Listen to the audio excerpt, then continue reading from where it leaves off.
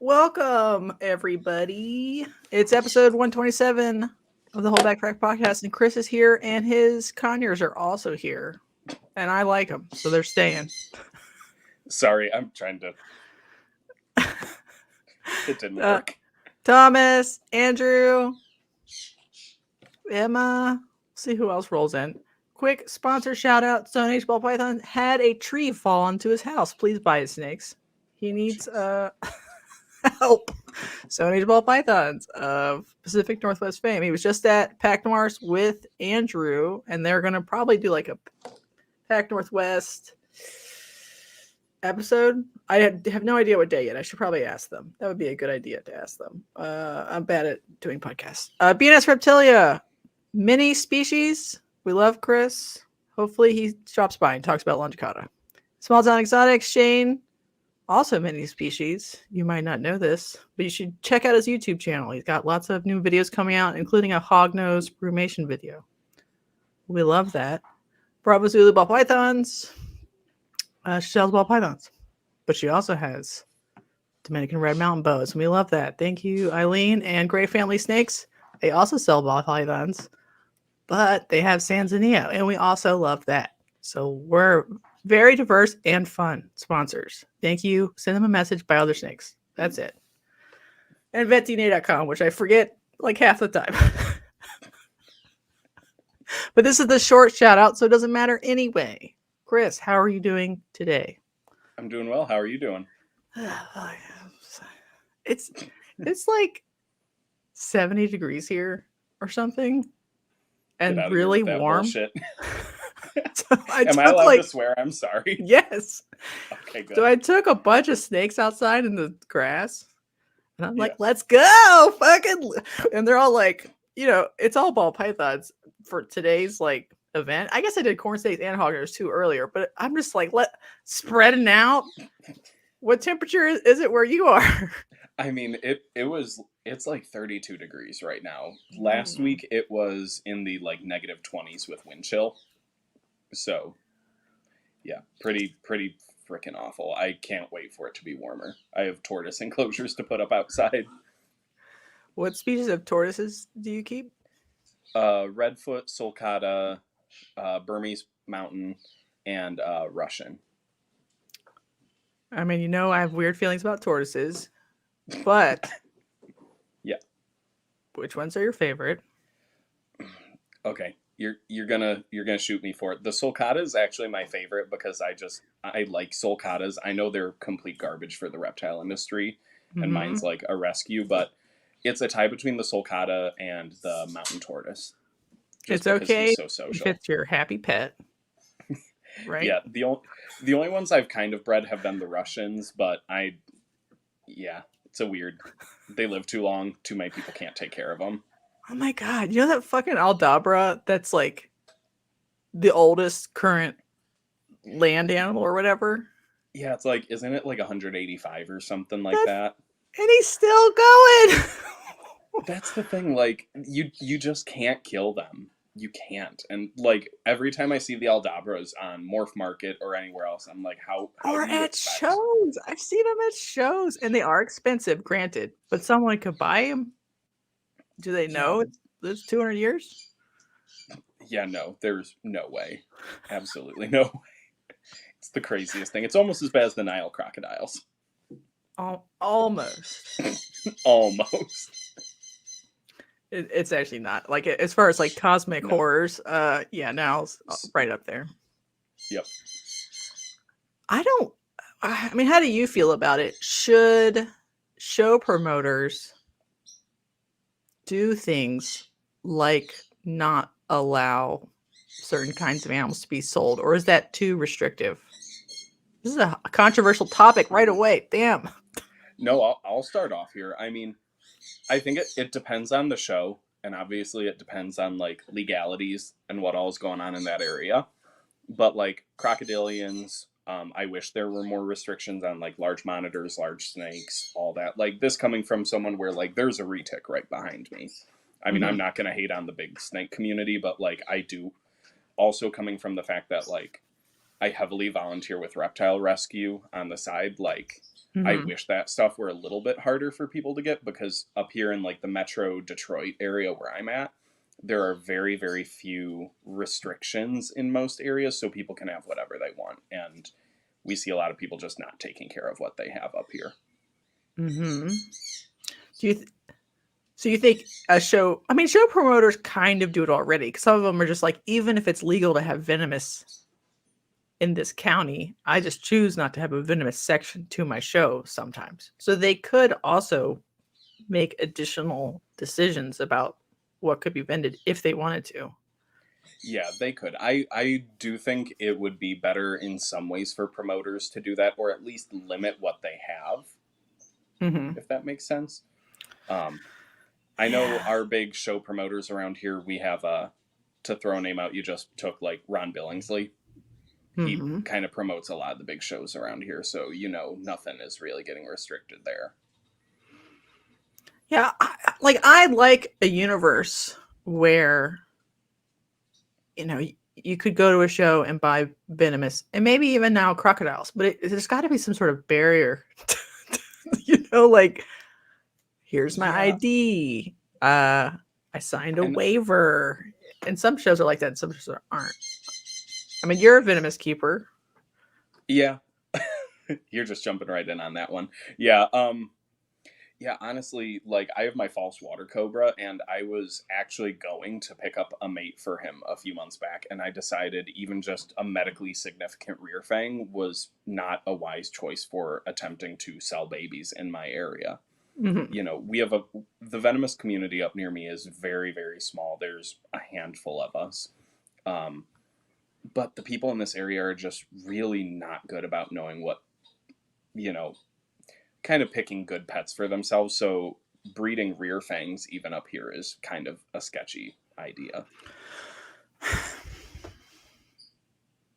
Well, some things you can never really sell locally, no matter how good of a pet it is, because they just don't understand what they're looking at. So you could Yeah, breed it and just plan on it being online only sales. Or yeah. like, how do But you then with pick a species besides saleability locally to want to breed and not just keep? I mean, for me, it kind of comes into like I like the really weird stuff. So when I go to the expos near me, I'm looking at like what do other people have? What is very much like underrepresented? What are people looking for? Or what is something that if I'm going to have a table at the expo, if I can put a little bit of variety, what are things that I don't see at other shows that I would like to see? Mm-hmm. And that's where I get into like, there's not a lot of people up near me doing Asian rat snakes. Like we have the Zirkles down in Ohio, but they don't Mm-hmm. come this far north. So like, Do you think your market even knows what Asian red snakes are? mhm. Okay. Yeah, because Bowling Green University is up near here, and they sell mandarin rats, and they get Okay. a lot of attention for those when they bring them to shows. They're priced a little bit too high for like casual pet keeper up this far north, but Mm-hmm. um, I think if someone produced them and sold them at a little bit more reasonable level for like non-locale specific stuff, it would be much better. Do they price them at like $500 or more? I want to say like 375 to 450 for non-locale specific. That's cheaper than Morph Market for non-locale. Yeah, true. I mean, I got a non-locale for like 250, so to me it was a That's a little. good deal. It it I, was I, someone I've worked with, but okay. yeah. So There's very much like a chicken and egg problem, because people demand variety at shows mm, online after the yeah, show, and then like, but what they wanted is just like, there was rare stuff there. It's just that what they wanted specifically wasn't there. So that's why they're mad. And then they're like, well, there's too many fucking And then you're like, well, how we were supposed to know you were into jeweled Lacerdas, random guy number 5? mm, Because most of the time you vend weird stuff and you go home with weird stuff. And it's cool you've introduced that species to some people, but that's not how you pay for your table. no. And I mean, for me, the biggest thing is like I've never gone into this with the goal of having like a really large, um, like production output. But at the same time, I'm kind of more or less in it to pay my electric, pay for the rat bill, that kind of thing, and occasionally, pay for enclosure upgrades or, better breeding stock for the rest of the collection.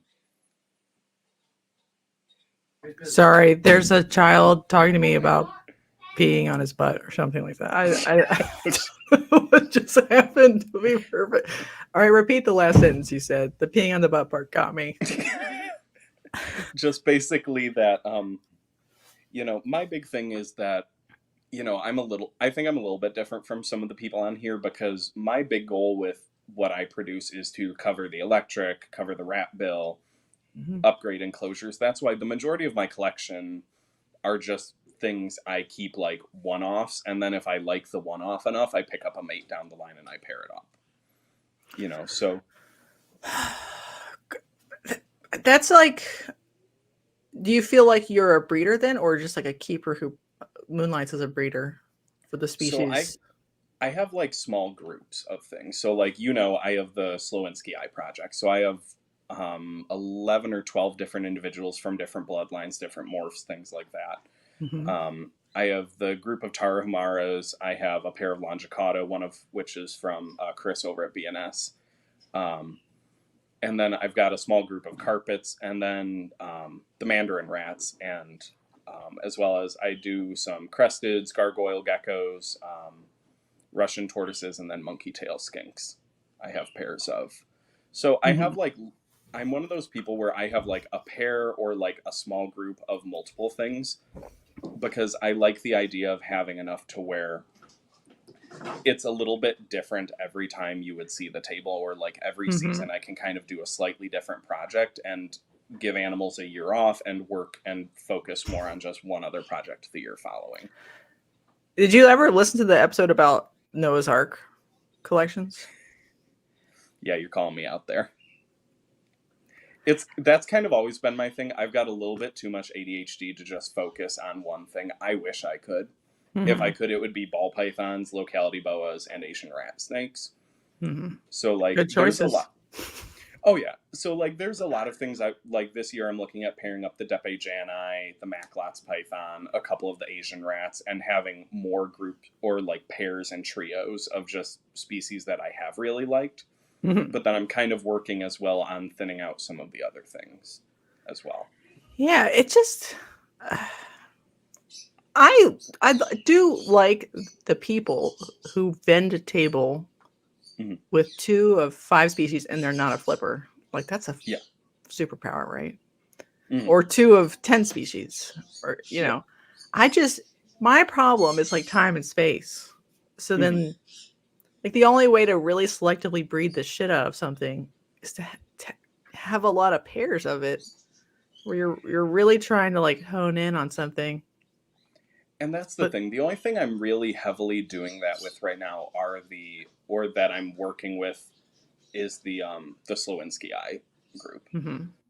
That's kind of my main focus because no one's really focusing just on Slowinskis. Like it seems like everyone's that's working with them kind of has like a pair or 2 pairs, and that's about it. And no one's really crossing the different bloodlines and seeing what happens, or like the different locales, because we've got the Texas and the Louisiana stock. Yeah, I mean, there's not much of a market for them. Right. We've talked about this privately. Like you could sell them, but and people pick them up. But if you were to blast Slowinski Eye, like make 15 clutches a year, I think you would nerf the whole market for Slowinski Eye. Yeah, and that's kind of where I'm at. What I'm really trying to focus on, I think you saw that really kind of nicely colored wild-caught individual I had with the kind of like yellow down his sides and the yellow and orange. I kind of want to try and see if I can selectively breed for that, because my thing was I really wanted to work with corn snakes. I really like palmetto, things like that. I was trying to do some outcrossing with the odd gene, that because BGSU, again, is like a 40-minute drive for me, so I can just go pick up new animals from them. But that gene just kind of has had a lot of issues when I've tried working with it, and growing up animals takes far too long. So for me, the Slowinski Eye was kind of like a branch of corn snake world that no one was really covering. So it's kind of one of those, I feel like really dedicated people are going to be into it. But God, hopefully. there's not a huge market. Yeah. That's the thing. There's not a They're huge very market charming for them. and nice pets too, Mhm. right? Like they Oh, yeah. they easily slot into a corn snake type person, pet keeper. You just have to be like, hey, it's brown, but don't worry about it. It's fine. Like it's cool, a cool pet. Yeah. I thought they were nicer off the rip than a corn snake Yeah, fuck was. yeah, they are. And they're more like slow. Oh, yeah. A corn snake is much wigglier. Even the wild caught one that I got, I think I had him 3 days and he took a frozen thawed mouse. Right? They're badass. I still think what we need to do is, in the states that it's legal, get county level, collect county level locale specific. Like that's my dream personally. Because the ones from Louisiana, they're fine. I like them. Like, but it's different. It's a different vibe. I was going to say, the ones from Texas, what I've noticed is they tend to almost have like a more like pinkish gray, like washed out color they tend to be a little bit lighter, but the Louisiana ones tend to be more of like a deep, muddy chocolate color almost. Right. They're getting a little bit more baby corn snake phenotype mixed in. Yeah. Too. So they're a little bit more colorful. One day, maybe I'll vend one of those shows down there and like make it the side quest, but yeah, I keep just talking with a couple friends of mine about like, let's go down there and I'll find some Slowinskis and you can get some buttermilk racers and all that. Jennifer says, I feel like she needs it. You should just go drive and go get some. You're probably the closest one here to their range. Just saying, go get some and let us know what county you got it from. Yeah, for real. Yeah, I wish they would do better. Did you ever read the book about the namesake's death? I have not read the book, but I'm very familiar with his death when it was 9/11 and he was over in where was it, Indo or somewhere in that area, Malaysia, and he was bitten by the crate and they couldn't get a medevac in. They couldn't contact the embassy because it was 9/11 and he ended up dying. It's a fucking crazy book because it was in like Cameroon or something, so it just opened up to herpetologists for the first time, and someone handed him a snake bag with a banded crate mimic in it. That's what they said was in it. And he put his hand in it thinking it was the mimic, but it was really the crate. Yep. And he gets bit, and you're like, damn. I had to read it in grad school in my lecture for fun. See, when I was a kid, there was a show on Animal Planet called Fatal Attractions, and it did a segment on him and talked about it. And then when I found out they had a rat snake named after him, it was kind of like a nostalgia thing, and I was like, I kind of want to work with these. No one is. Yeah, I liked them because on Kathy Love's website, which doesn't exist anymore, probably use the Wayback Machine. They were called Kisitachi corns then, because after the forest in Louisiana. Yeah. And this was pre Silverleaf and whatever. It's just like the corns out west are kind of gray. And there was no even subspecies moniker or whatever. Yep. There was just embryi and then like the gray weird corn snakes. And they were like metallic looking sometimes, like the further west you go. And I was like, that's badass. I'm into gray snakes, even as like a 16-year-old. So that's why I got them mostly. But by then they were already a species. See, my thing was a few years ago, I really wanted to work heavily with Keys corns. And so I actually had a small group of them. And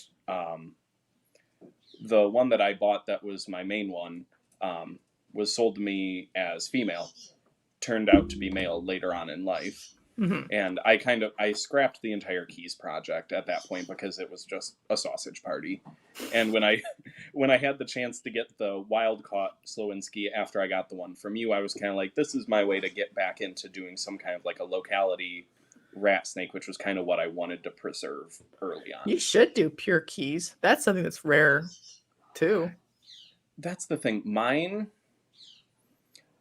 Allegedly, if I trust what the Zirkles told me, they got it on consignment and it was a wild caught from like 2018, 2017, something like that. Mm-hmm.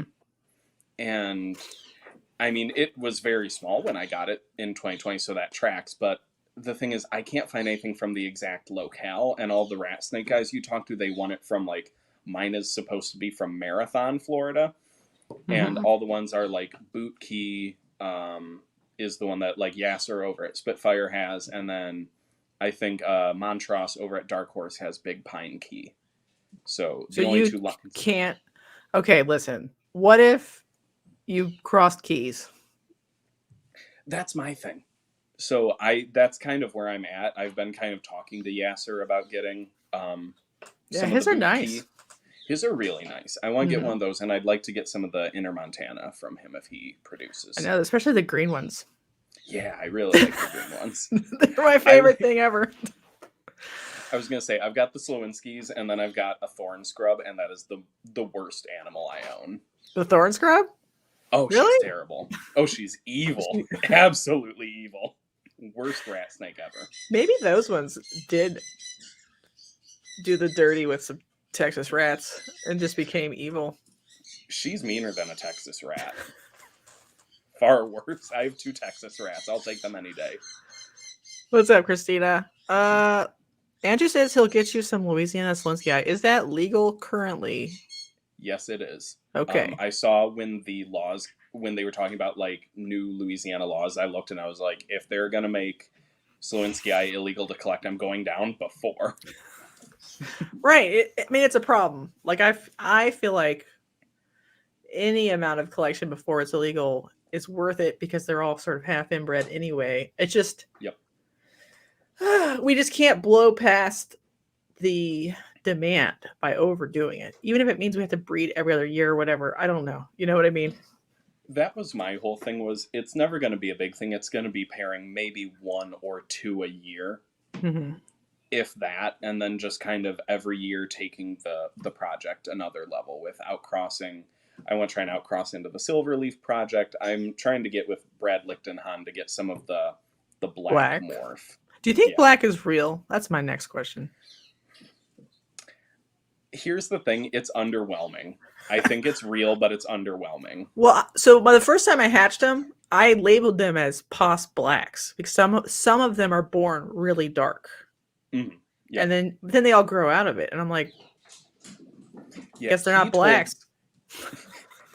When I was talking to him, he only bred 4 this year, and 2 of them he said he believed were black. And he was talking to, is it Don Soderberg over at South Mountain? He was talking to him about, he said it was something with the eye color and something with the markings that it's a tell for black, but it's very subtle. But okay. I mean, so maybe like it's kind of incomplete dominant. Kind of is kind of what I'm getting off of it, but it's one of those, I still haven't seen them in person. We had it all set up for me to buy them, and then he kind of blipped off. What did I tell you? What did I tell you? I do love him, bless his heart, but like you got to like pin him down in the streets. I've emailed him like 4 times. He popped up on Facebook, and I was like, I'm just gonna message you through Facebook at this point and just bully you into He's sending like me a snake. Got a real human life. So like he breeds a little bit and then he puts him up on fauna and he moves on. Like that's his vibe, which is probably a pretty good vibe. Let's be honest. Yeah, and I'll be real. I think the market for the black Slowinskis is never going to be big for just the normals. I could see maybe the ones that are like the black Silverleaf having a bit of a market, but I mean, when you've got the competition from like all the corn snake morphs out there, I mean, they get overshadowed so easily. They're not going to be worth the price tag. I think they're going to always be more of like a rat snake person thing. Yeah, and not to be like mean, but I think Silverleafs are better by themselves. Like black is cool because it's different, but like the combo is almost like. Yeah, it's kind of underwhelming. It's fine. I'm not mad at it. I'd buy it, but I feel like a pet person is going to be like, I just want a Silverleaf. Why would I pay more for the double homozygote? That like it squares out the saddles again. It does make them darker, but it takes away some of the saddle aberrancy, and I think that's why Silverleafs are cool mostly. I mean, what do you think? You have some now. You know what they look like. I prefer the silverleaf. I'm kind of interested to see what silverleaf does crossed into the Louisiana lines, because I really like the contrast that I get from the Texas stock. Mm-hmm. So I really want to cross it, see what we can get there. I don't know. I was not blown away with silver leaves online. The pictures do not do them justice. I feel like they don't photograph as well as I they look tried in to person. photograph them.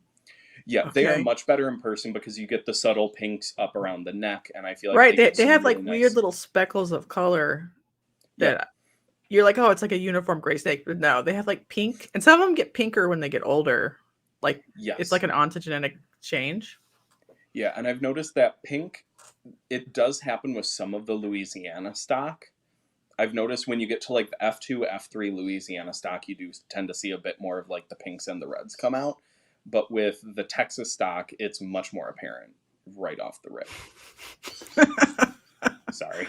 Sorry. I'm a I'm nerd so for it. sorry, Jennifer. I'm just trying to like power hour the podcast game right now. Do you think in your heart or not that maybe Silverleaf is sun-kissed? So my thing is, I see the similarities. I do. And I know you and I have talked about this, and same with like the black being very similar to corn snake anery. So like I do see the similarities. I've talked a lot to Don and Brad about where they came from, and they both said that it was in their silverleaf stock, like both of the morphs, and that the longer they bred into it, both of the morphs just randomly popped up. So I mean, being that Slowinski, I could potentially, I mean, maybe less so on the Texas end, but because they could have some kind of an integrate at some point with corn snakes, it wouldn't surprise me if it got mixed in. What if I told you, I've told you this privately, but I'll tell the public now, that the guy who discovered Tessera and corn snakes is the same guy who discovered Silverleaf and Slowinski. And there's that conspiracy that Tesseras are crossed with the Newport Cal Kings, correct? Yeah. I mean, I can see it. It wouldn't surprise me. Yeah, I don't give a fuck. I mean, it doesn't hurt. My purity feelings, I don't have strong purity feelings though in general. I would like to keep things that I know are pure, but I don't worry about it if I already have mutts. Does that make me a bad person? No, I don't think so. Because like, you know, like I do the carpet pythons, and you know, there's the whole like the Nick Mutton end of the carpet spectrum that are just, it's pure, you breed pure to pure, you never cross the lines, you never cross the locales, you never do any of that. And then there's the other side where you're like, it's undocumented, but it's pretty, and I have an idea it's probably a jungle cross. We'll breed it to this and make something nice. You know? Yeah, there's a lot of people who get mad about that. Like when in doubt, it doesn't count. You know what I mean? Like, yeah. I mean, I think with that, like, the biggest thing is just to say, like, if there's a question mark, like, acknowledge it. But, I mean, with carpets, half of what you see out there is a mutt anyway, to put it nicely. It's just hard. Like, have you seen Nick Mutton's Brisbane carpet family tree? Yeah, so the entire Brisbanes, they were owned by Paul Harris over in Germany. They were like a 20-plus-year-old retired pair, and he asked him to breed them, and it took 7 years to get one successful breeding. Right, but all subsequent generations are a ladder, not a tree. So... Yep. I mean, the Brisbanes, as far as I'm aware, I've seen one come available, and it was kinked. I mean, I know Nicks generally are not, but that whole... I think there's plenty of things that we should just start outcrossing them and just using them for whatever, because they're genetically doomed, as far as I'm aware or concerned. Yeah, I mean, it hurts everybody's feelings, including mine. And people have like clipped and shipped this podcast and been like, you guys are promoting a fucking making mutts or like guessing on lineage. But, and that's fine, I guess. Like, we could be like undocumented whatever to like undocumented boa sigma to known Tarahumara, because Tarahumaras are probably going to be too inbred to be any good anytime anyway. And people would find that concept extremely controversial. So within the same species, but you're just like, I want to keep small snakes going, but I don't want them horrifically inbred. And that's not good. Should we do that or run away from that concept? See, I'm kind of a little bit of both. I think that to some extent there is a level of preservation that we should try for, but kind of, if I can branch this into the Tarahumaras for a second, because this is my best thing, is so many of the people, you see them when they're selling the Tarahumaras, they say, I will sell you a sibling pair, you must buy a pair from me, I will never sell you a lone animal. And what I did when I got mine was I went around and I found breeders who would sell lone animals and got lone animals from each of them, to where even if they're, that family tree is a wreath at this point. We all know that. I think that was a single pair also. I think it was, it was or 5 animals or some like really small number of animals. It was the litter of a single pair was imported, if I recall correctly. And so, I mean, they're all cousins, but I mean, for me, it's that trying to get any amount of genetic diversity. But at the same time, I think if someone does want to take a Sigma and just cross it to a Tarahumara and accurately represent it as like a non-locale specific Sigma, I don't think there's anything wrong with that. Right. Back off in the chat. Or if you disagree in the chat, write a nice comment. I don't know. Like, I really understand, like, once something is lost genetically, it's lost from the whole hobby. We just have a bunch of mutts then. But I don't know what to do about these species if we don't do some careful outcrossing that makes sense. Like, I think a Sonoran to a Tarahumara. Yeah, and like, even though it's not something I would do, I understand that I think there's a point where a lot of these things that have these really small founder groups, we're going to have to cross them at some point. And I have heard some people in like the carpet python community even say, like, the really restricted locales, at some point you might just have to cross them to keep them going. Right. But if we wait too long to do that, the like F2 version or whatever will die of old age or whatever. And now you're breeding like genetic drift F5s that are kind of gross and have cancer anyway. So you almost have to like pre-decide to do it. I don't know how to manage this. I'm not in charge, but it's above my pay grade. Yeah, fuck yeah.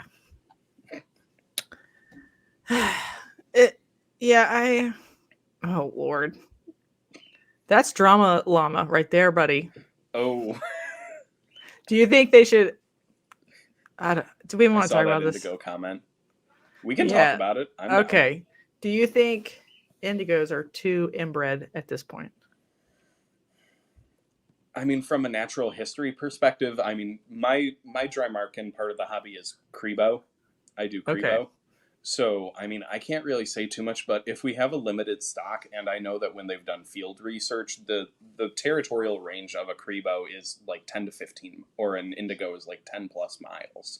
So naturally, they're going to have less of a chance of inbreeding, and I'm pretty sure that they've shown that in studies as well, that they do not handle inbreeding well in the wild and naturally with those home ranges. But yeah, I think that whole Texas by Eastern crossing thing is just a load of bullshit. I think it could be more carefully managed with like a stud book or something like that. Andrew wants to know what Crebo flavor you're into currently. I have a unicolor. Do you want to breed them? Or do you think they're too much? If I was smart, I would get him a mate, and that's something I'm considering, because I got him, a friend passed away, and I inherited him as like a 5-foot adult, basically. So it's just that whole, like, at the time it was COVID, and Crebo prices were like kind of higher than what I wanted to spend at the time, but now they're coming back down, and he's from Black Pearl. So I kind of want to talk to him about getting like an unrelated female for him. So Lisa says it's cutting off your nose to spite your face. If they're gone, they're gone. Making crosses isn't saving them. Sure, but it's sort of like breeding a black rhino out of a white rhino or something like that. Like you could breed back a higher percentage, like Pazowski's horse. You know what I mean? Yep. It's Do you that want? whole like. Can you like add diversity, but then breed back the look? Yes, it's still fake. I think that's the thing is everyone is like going back, like you said, the Brisbane carpets. Everyone, because that is the only, with the new complete carpet python, with how the subspecies break down, that is the only locale of pure Morelia spilota McDowelli in the hobby. Which is crazy. Yeah, so that is what all the new, like, we have to keep them pure is, because now that we're finding out that chain eye and what were formerly McDowelli are actually the same species, just different color variations, there's kind of more of a push to keep them pure because it would be crossing subspecies at that point. Okay. Yeah, listen, don't yell at me in the chat. They can I yell breed at me, corn you can blame snakes me. that are half king snake, so I'm a barbarian. I'm not in charge of any of it. It's part of why some people don't like locality stuff. It's because it feels, I don't know, like a weird club. Yeah. You don't feel that way because you have locality stuff. But like some people are like, I'm just gonna breed ball python because it fuck all doesn't matter what ball python I breed to what other ball python. Nobody's out there screaming at me or judging me or whatever. That's the appeal of that species. See, that's why I have species that are like not locale specific, and that's why I have ones that are. So I can kind of dip in that little snooty, like this is my pure F3 whatever, but then go somewhere else and just say, oh, that's a pretty Macklot's python. I'll get it to go with the one I have. And that's just a Macklot. That makes it, you know, sometimes it's more fun to not have to worry about it that much. Makes it, yeah, it makes it much easier. Locality people. Or even just like staying pure with like carpet pythons or like boas even. It makes it so much easier when you're pairing them up to not have to worry about the locale and what percentage of what it is. You know? Right, and that's why people who do worry about it deserve a price premium. Like, congratulations. Oh, yeah. But like, I like mutt boas too, man. You can mutt any which way you want. You know? Yep, I've got a Hog Island blood cross and he's great. Yeah, it's fine. All of these things are fine together in the whole hobby. Oh fuck. All right, so what, back to shows. I usually ask this one at the end, but we kind of like half did the topic then ran away. What percent of a show should be ball pythons? You can be as honest as you want to be. Considering that when you go to my shows around here, it's literally leopard geckos, crested geckos, ball pythons, and then like a few like pepperings of whatever people are scraping off the top. I'd like to see like 25 to 30% at most, but we're probably looking at between 40 and 60% at most of my local shows. If not but 25 would be good. What percent would leopard geckos and crested geckos be in that situation? I'd like to see those as like 10 to 15%, because what I've noticed is when you go to the leopard gecko tables, it's people with 2 tables and they have like 40 geckos and they're all just brown. Damn, what a burn. So we don't have any leopard geckos at Oklahoma shows. Is that weird? That's really weird because up here, I mean, there's tons of leopard gecko people. My child's back. Let's see if he peed on himself again.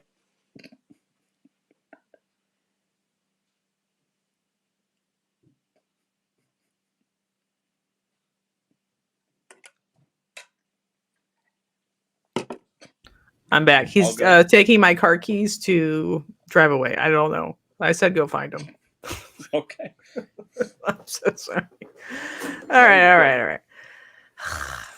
That's really weird, though. We have like tons of leopard geckos up here. That's why when people are like, don't breed this species because it's straight fucked. And I'm like, it's very regional what was going to pop off at your show. Yeah, we're a very big, like very heavy ball python crested gecko market up here. There was a while we were seeing like a lot of like very heavy bearded dragon and like retic breeders, like especially over COVID, and like boas. And that all over the last like year and a half has really just vanished, and it's back to just crested gecko and ball pythons. I wonder what happened to them. you think they went out of business, or do you think they just stopped vending that show because it wasn't doing as good? It seemed to be a lot of people that were breeding during COVID, and then now that it's not COVID, they're not anymore. It seemed to be like a lot of people that like got the couple like breeder trios of bearded dragons and just like pumped out a lot of babies for like 2 years and then got out of it. And same with the retic people, like they were just doing like mainland, nothing super fancy, but just a lot of babies, selling them for $100, $150, and now they're out of it.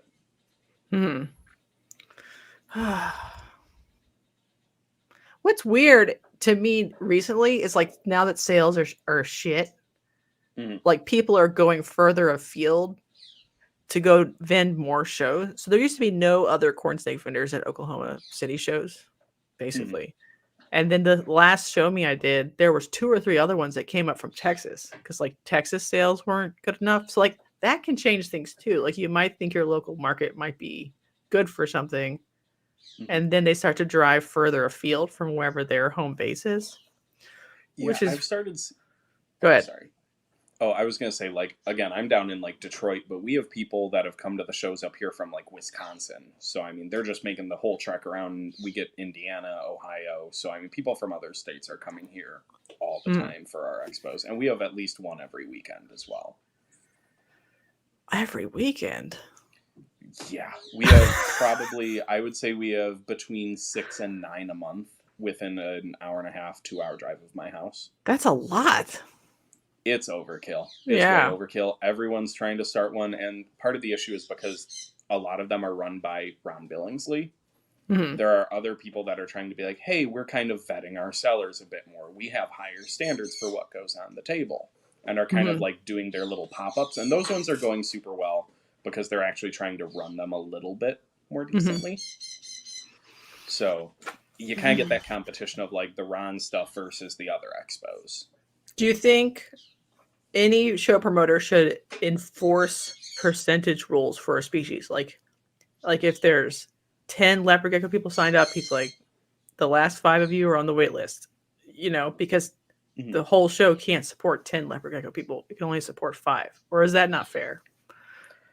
I don't think it's a bad thing. I think that it will help the people that are vending there, because you're not just getting lost in the sea of ball pythons and the sea of leopard geckos. You know, so I think to some extent that's good, but I know up in this area, they're not really doing that at all.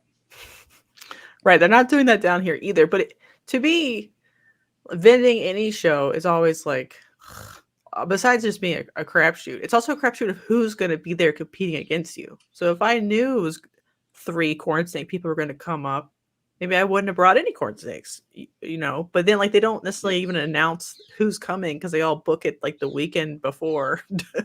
And so then you're like, oh, I brought 60 corn snakes to a show with hundreds of corn snakes at it. I shouldn't have brought any of them. Could have just brought more boas or whatever, you know what I mean? But it's so hard to make good choices.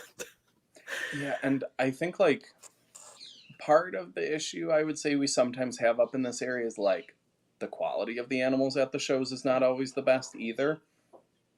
Just being blunt about it. Like you'll walk by and you'll see the tables that have like the nice displays, and then you'll go like the next table over, and it's just gecko after gecko after gecko in like a poop-filled deli cup. Leopard gecko or crested gecko? Oh, I mean crested. Sorry. Oh. Lisa wants to know where you are. I'm about an hour's drive south of Detroit. I'm right on the Michigan-Ohio border. I'm in like a little rural podunk town no one will know of. That's the best kind. Cost of living's cheap. Cost of living's cheap, and there are no animal restrictions. High Vis likes you, so you should call each other. Meet up for a date. I don't know. There she's married. You're probably married too. Who knows? Are you married? I am not.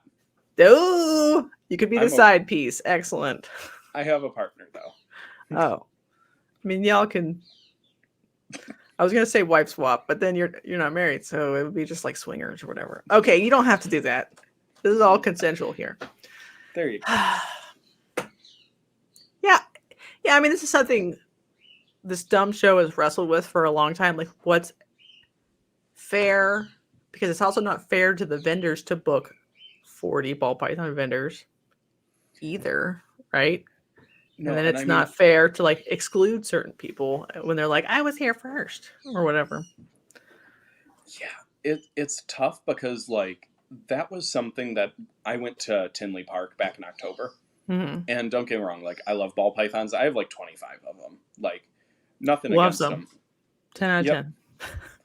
not against them at all. But like, there's a point where like you go past endless table after table after table, and you're like, I just want to see something that's not a ball python. You reach the point where like when there's too much, you just stop looking at them at all. Okay, what about my theory that if you had a ball python section on each table and that vendor also sold carpet pythons? Or Hmm. what would that make it better, or is that too much to ask ball python people to do? No, I think that's a great idea. Like that's, I mean, like I have a tiny group of ball pythons, and none of them are high dollar, but like I'm still gonna chuck some ball pythons together and do like a pairing a year and mix that into my table. I think ball python breeders should get an Angolan python, get some Hmm. sand boas, get, you know, find a species that fits in your room that is different, because you know there's 1.5 million ball pythons, but how many people are working with Angolans? Some, but Some, so but I've not many. seen, yeah, I've seen ball python tables at Arlington that were like half ball pythons and half Angolans, and I was like, oh, thank Mhm. God. It was like Yeah, the least boring thing I've seen while I was there.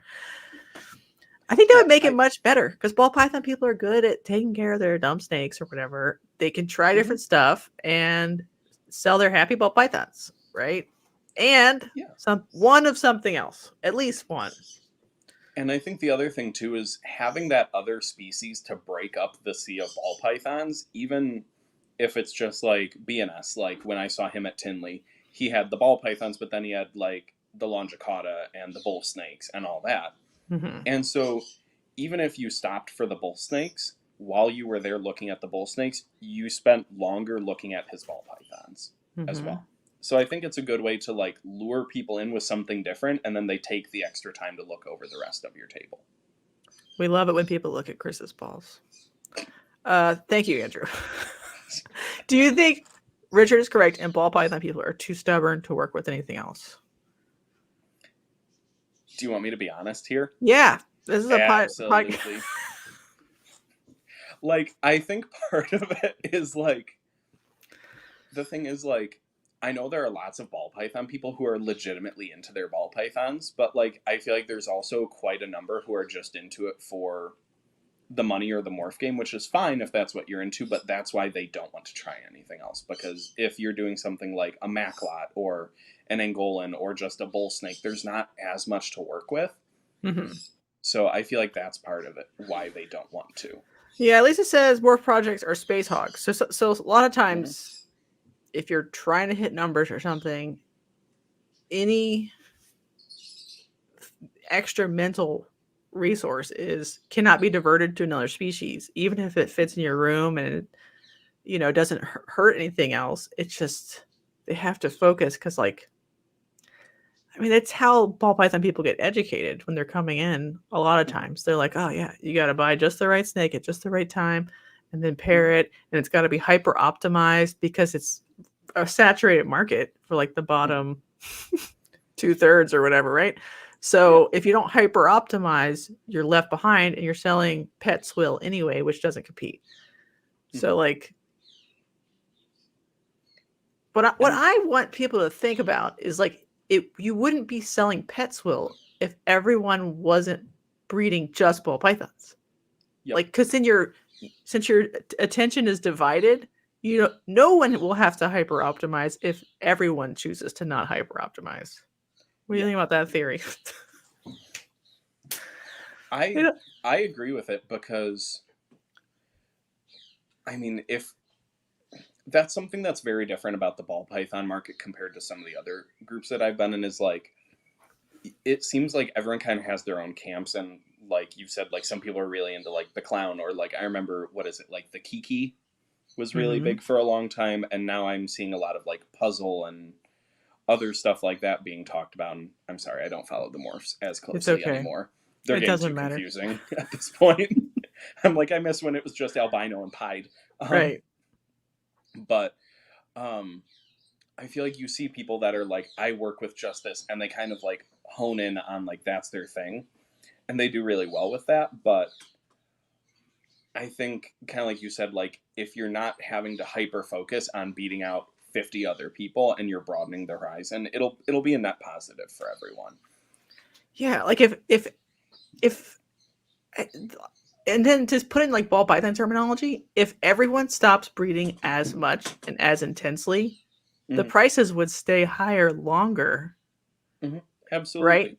But it's sort of, if one person still hyper focuses, then everyone else has to hyper focus too. But if it goes back to like, maybe it was never like this, but you know, if ball pythons acted like literally every other species that also has morphs, every single other one, you wouldn't need to have such speed and efficiency. That's my dream. I don't give a shit about much, but that would be awesome if it just slowed down and it was more chill. That's where I'm at. Is like it's both really cool because it's different from the other communities and it's so fast paced. Mm-hmm. There's always ball python news, which is crazy. Yep, and like even corn snakes and crested geckos can't keep up with it, and it's really cool. But I almost feel like at times there's too much going on with ball pythons anymore because I try to keep up with it through you, and like this podcast and like keeping up with it, but it's just too much at times. Yeah, it's almost like 5 zeitgeists have occurred before a female has even grown up to breed. You know what I mean? Like in a 3-year period, like 5 metas have happened and gone away. I mean, what was it? I remember like back, I worked in a pet store over COVID, and we sold a pied in like 2020 or 2021 for like almost $700, which was ridiculous. Great. But now they're like, what? I've seen them for under 100. Yeah. I've taken pieds to the last 2 shows at 150 for a pet. Can't sell them. It's too expensive. Yeah, no, it's... sorry. I'm dying No, inside. you're good. I'm laughing while crying.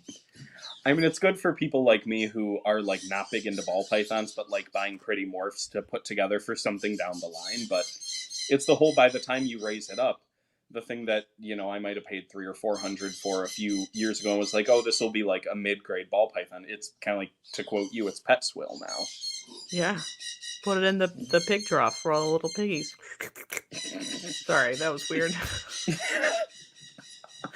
No, yeah, it's not fair and it doesn't have to be this way, but because it's a species with a lot of interest and extremely intensive breeding, it's going to be this way until things change. So like,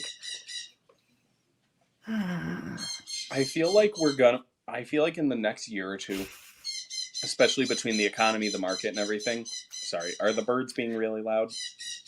Yeah, they're having a moment. Sorry. I'm sorry. Can you close the door? Is there a door? Oh, the doors. There are 2 doors. Fuck. Yeah, I'm sorry. That's a good bird. Do you want me to move to another place? I'm sorry. I don't know. Chat, it's up to you. You're in charge of Chris's fate. Were we getting too loud and excited? Sorry, I can't see the chat. Oh, you can't? You can turn it on. You should be able to. Oh, there it is. They're just laughing at you instead of... Oh, Andrew says keep the birds. All right, fuck it. Okay. Now they want to see the birds. Can you get a bird at the end? No. Nope. He says no. Here's the thing. I don't have nice birds. I have the birds from when I worked at a humane society, and I had the birds that would, like, attack people's faces. Oh, and that is what I have. What a great pet. I don't like most of them. It's fine. I have, like, 2 that I actually enjoy. I'm like, the rest of you are here out of pity. Yeah. All right. Well, they've settled down. Yeah. What were we talking about? Oh, the ball python industry. I almost feel like, though, over the next year or 2, we really need to see, like, I feel like we're going to see a lot of those people that came in over COVID that were just, they bought a pastel, they bought an enchi, and they paired it to another pastel or an enchi. We're going to see those people kind of taper off. Mm-hmm. Because we're seeing a lot of people up in my area. We see a ton of people like wholesaling out collections all the time. So I think the market went up and there's a big production, but I think we're going to see it start to come down again.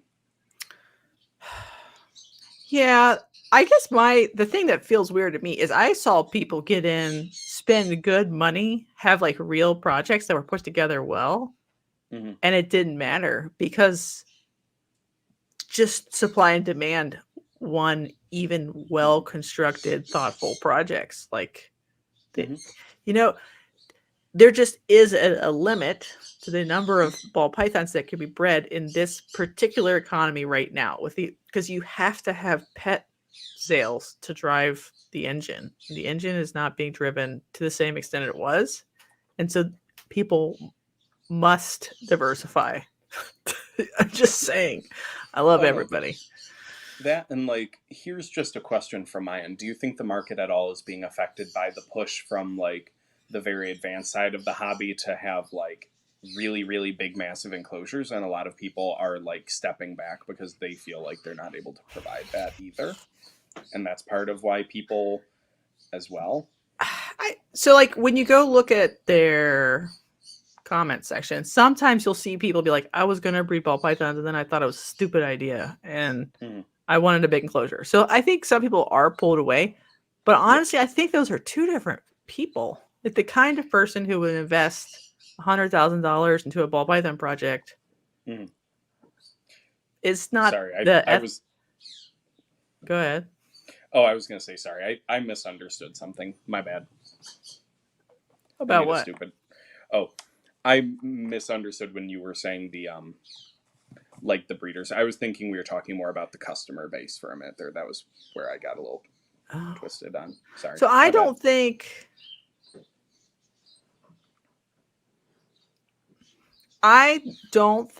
that the big enclosure ball python customer is buying ball pythons from big enclosure ball python breeders.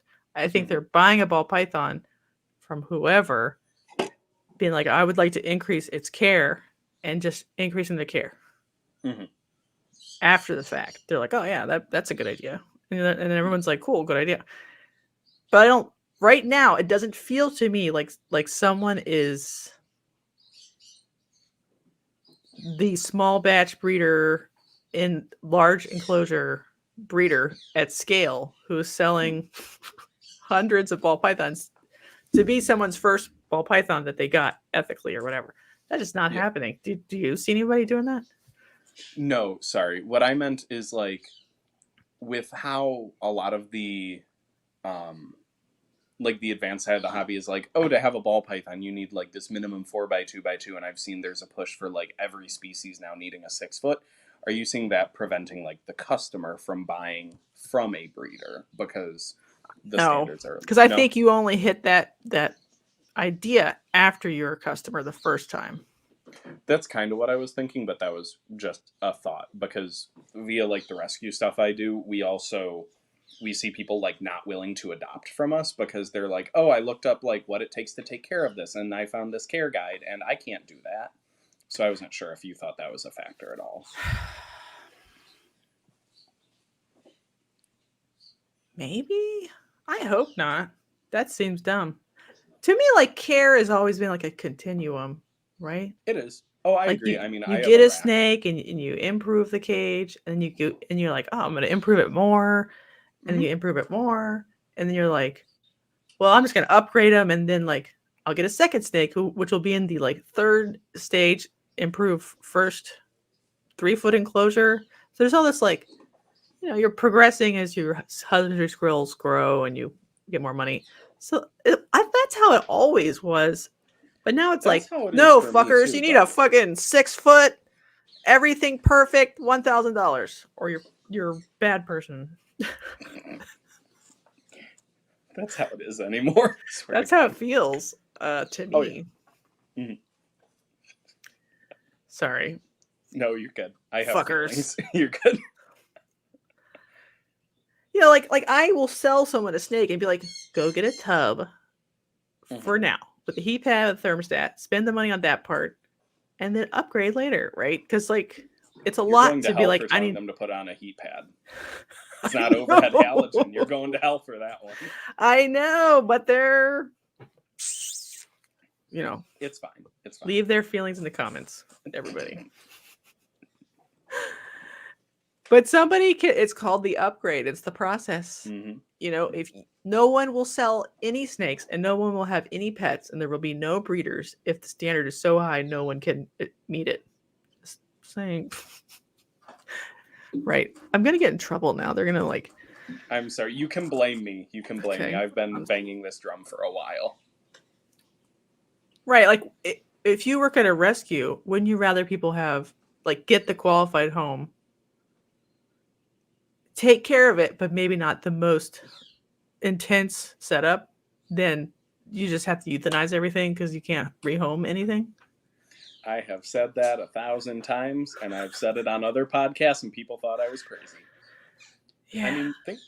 I mean, if we expect every ball python to go into a 6x3x3, are we really going to find a place for every single ball python, or are we going to turn them into cobra food? Right. If that's the standard, then most people will not be keepers, and most snakes will be euthanized. Yep, exactly. Yeah, I don't know. It's not. This is not to me, somebody with one or two snakes, couple pet snakks, 4x2x2 ball python is palatial and perfect. It's a great goal standard. If you want to buy a 3x18x2 to start, cool. If you want a big bin, 100-quart bin, cool. No, I don't care. But we can go there. But I don't know. Yeah, this is a bad topic. They're gonna cancel us. Did you hear that when Bob's Boas said his naughty comments, someone called animal control on his ass? And I'm like, what? So he's actually local to me. He's a vendor at my local expos. I can't believe they called animal control. I know what he said was mean, but I can't believe somebody called animal control. Did you know him? Have you talked to him? I have not. Okay.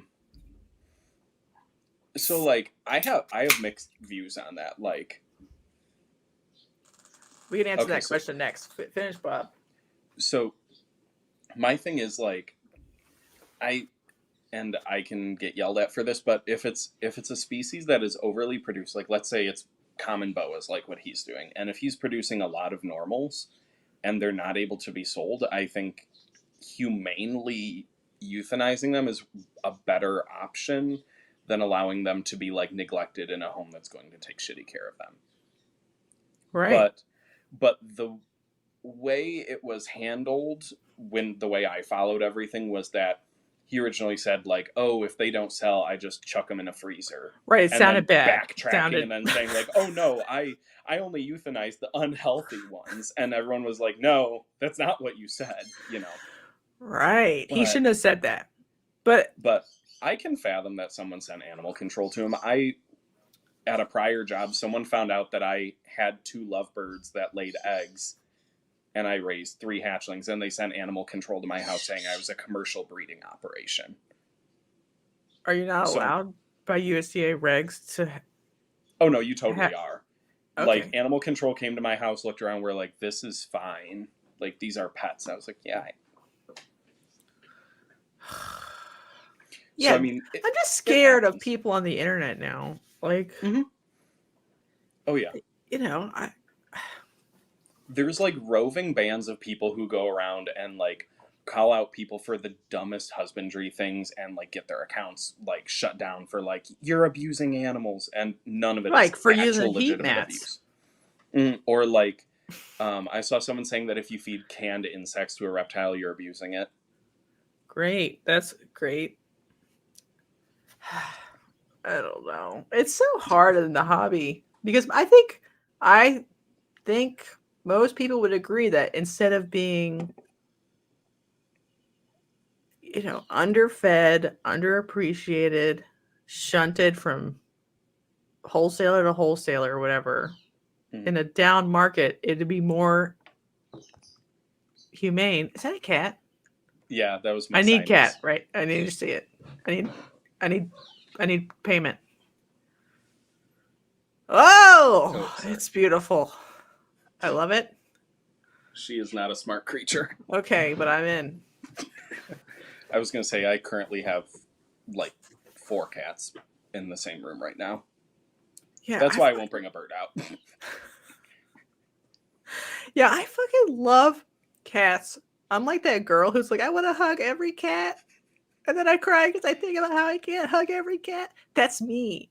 But it's not fair that cats are all getting run over in the streets. So there has to be some amount of humane euthanasia in addition to TNR or whatever. 2, don't yell at me, TNR, cat ladies, please. Y'all are very sensitive about that. But so it feels like the same thing. Mm-hmm. Like I go dumpster diving for cats all the time. I'm in. I'm so in. See, I worked at an animal shelter for like 7 years before my my current job. And Are you permanently damaged? Am I permanently damaged? Yeah. Yeah, by having to see animals suffer all the time. I'm not damaged by that. I'm very numb to it. Like when things die, I'm like, wow, that sucks. Put it in the freezer. Yeah. But no, I would just like come into the kitten nursery in the mornings and I'd be like, oh, that one's cute. And it would just come home. So yeah, I had a buddy in college, undergrad, who worked as a vet tech, and she just like had a soft spot for like not letting like the most deranged medical conditions get euthanized. So she had ended up collecting like all of the most unloved cats. Most of them were black cats, obviously. Yeah, and they were all degenerate. She had 26 cats. Oh God, nope. This is a fucking new high score, and the house was really clean. And I stayed over there like a cat sat a weekend. Got to know all these fucking cats. I'm like, this place is awesome. That's my nightmare. I mean, I have my 4, and then my partner has their cats, and I'm like, there are so many cats. Mm-hmm. Yeah, everyone says they were damaged. Okay, so like I've been mean to TNR in the past before, but what I like to think about now, maybe I've grown as a person.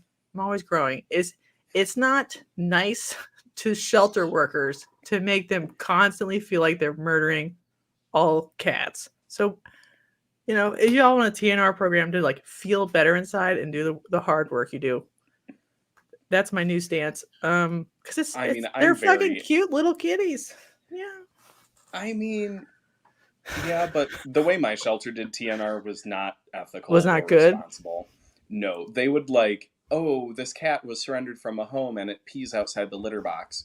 Trap, neuter it, and put it out in a feral colony. What? Oh yeah, not a good shelter. They did lots of sketchy stuff, and they started doing a lot more sketchy stuff the longer I worked there. The other thing that's weird around here is I'll see TNR cats, mm-hmm. and they're too nice to be feral. They're just somebody's fucking cat that they like. That's what they do. They'll like find a colony where there's like a caretaker, because a lot of those TNR colonies are like maintained by shelter volunteers, and they like go out and like put food out for them, and people will find those colonies and just dump their pets in them. Right, but that cat could have been homed somewhere instead of like left out in the colony, because you can tell it's nice because it's coming up to you and being a nice cat. It's not feral. I don't know. That's something that's weird to me. I don't know what to do about. Why are we talking about cats? I forget. My cat ran across. We're off topic.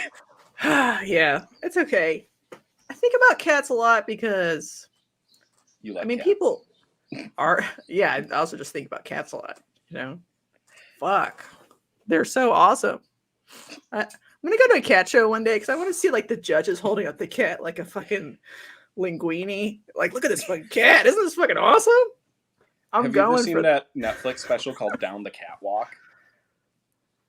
No, but I'm probably into it. You should. It's about the Canadian cat show circuit. It's so unhinged. Is it dramatic? It's very dramatic. I bet cat people are.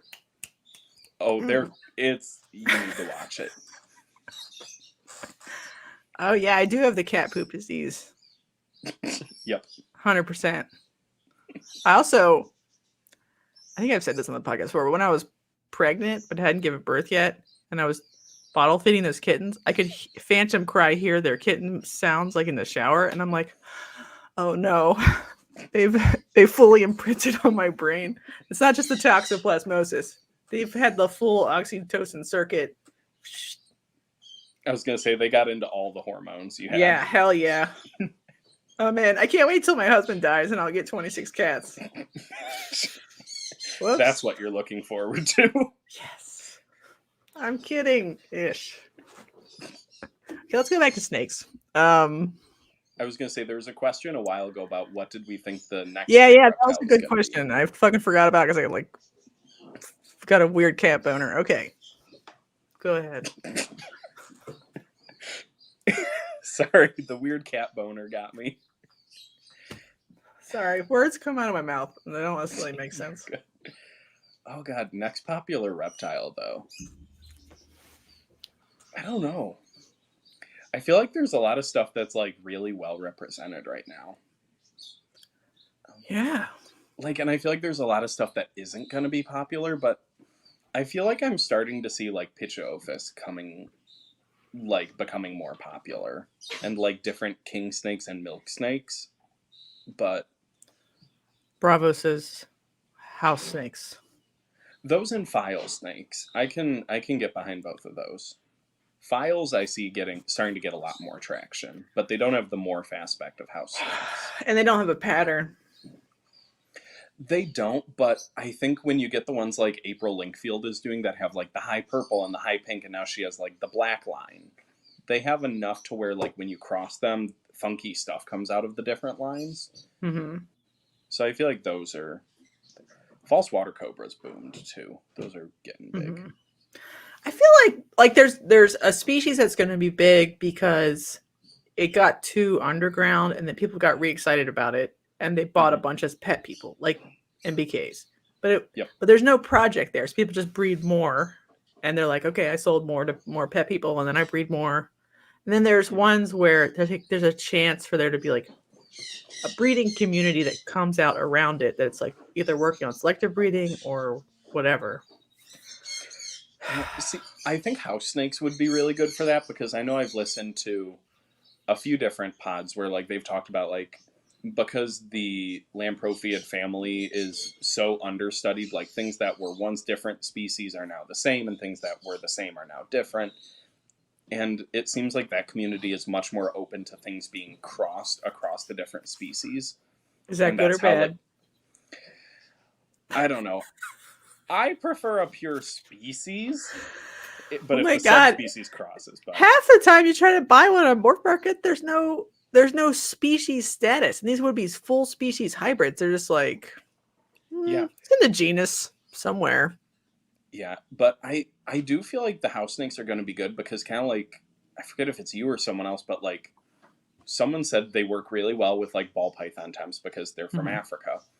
But they have the small size of hognose and garter snakes without being rear-fanged or picky like hognose. Sorry, but they don't have patterns. I don't like them. True. I mean, some of them have that like blotchy look, but like that's I think their weakest point. Also, the baby size is too small. You have to sell them as 6 months old or something. Mm-hmm. They're already mud, so no shame. Yep, that's kind of where I'm at. Is like they're already mudded up, and that's what it seems to be. Is like they came in and were crossbred, and they've just been so established as hybrids. Is what I've pieced up. I would like them because I always like them, but I do feel like have you ever watched Leafy Street? No. Everybody Google him. He does like shorts about like he has gargoyle geckos and morning geckos, but he also has a pair or maybe a trio now of like T plus or maybe T neg house snake. I don't know. Emma might have seen him. So like he has hundreds of thousands of views and whatever, and he's just a shorts creator. Like he, and I'm like, maybe that's just what everyone should do. If something really pops off on TikTok, make sure you already have the species before that happens. Because none of us are smart or interesting enough or Gen Z enough to pop off well. So you just have to like, be like, oh, Leafy Street's doing it, so hurry up, fuck. Yeah, and it seems like whatever is kind of like trending or whatever people think is going to be like the cutest thing is what seems to be most popular. Like it was hognose for a while, and I feel like there's nothing. I feel like some of the like weird stuff like Trans-Pecos rat snakes get like a lot of attention. Mm-hmm. Like what is it? Like Linguini the snake? Yeah. But I don't feel like Linguini has made people buy snakes as much as Marshmallow has made people buy hognose. Hognose. Yep. Is it because Linguini's not pink or something? Like I don't like what's the difference? Probably because it's a Trans-Pecos. And It's they're just just too a rare little to bit. begin with. Yeah, and not enough people bred them. And they can be a little funky. I fucking love Trans-Pecos. Like that's been on my like gotta buy list for like 2 years. I have a love-hate with mine. I picked one up at Tinley, and like half the time he eats really well, and the other half he just sits there and scowls at me. Not an enjoyable animal. I like the reddish, orangey, rose, pinky ones. Mm-hmm. I like the kind of. Mine's like one of the normal. It kind of looks like a silver, but kind of not. I think he's going to grow out of it, but. Mm-hmm. I like silver blondes specifically. Mm-hmm. The albinos don't do anything for me, but no. But the wild type is pretty good. I just think people. I have a feeling like Lisa was talking about earlier, polymorphic species are going to do better in snakes than they were doing previously. So like Candoya and ATBs, because they're not unreasonably priced, but they're fairly priced for what it takes to make them. So they could go up a little bit. They come in crazy colors. You could start to, I don't know, breed for whatever phenotype you want. And ATB prices are higher now than I've ever seen them. So I don't know what the fuck's going on there. I can see more happening with ATB than Candoya. Yeah, probably. Because the females don't take 100 years to grow up. They just take like 4 years. That's like 7. The Candoya babies are like, they're great. Like I have my pair of Candoya that I'm raising up, and like they're good. And the thing is, like, once you get them eating and you have them how you like them, they're really, you can trust them. But until they get to that point, they can just crash. There's my husband. No, bitch, you're wrong. Supremacy. Let's fight. Yeah, I mean, have you seen those like calico ATBs that are floating around that are like the red with the white and black speckling? Like those are people are gonna love that. Look like they're a green tree that's easier to keep. Yeah, and you know what? They come and grab it all the time. So, like I had a birth. I didn't give birth, but the ATB gave birth, and she was a mean piece of shit. But like it was like free snakes. Their gestation period is way too long, though. Like I think I had her for like 8 or 9 months before she gave birth, and I didn't breed her. Where those semen demons come from? But it was very cool. I got to watch her pick through her litter and eat the slugs, and she would bite a baby and be like, ugh. Like she would not want to eat it, but she would bite and eat all the slugs. It was the coolest thing I've ever seen, probably, because boas don't do that, like boa genus. Oh, really? I thought that like some of the common boas do. They'll wake up babies, like they'll push their head through it and break sacs and open them up. But I've never heard of any ones do it. But anacondas will do it, and ATVs will do it, and ETVs will do it. It's Kenyans will do it. Kenyans will do it? I've seen a Kenyan do it before, yeah. It's crazy. That part's very cool. We love that. 10 out of 10 experiences.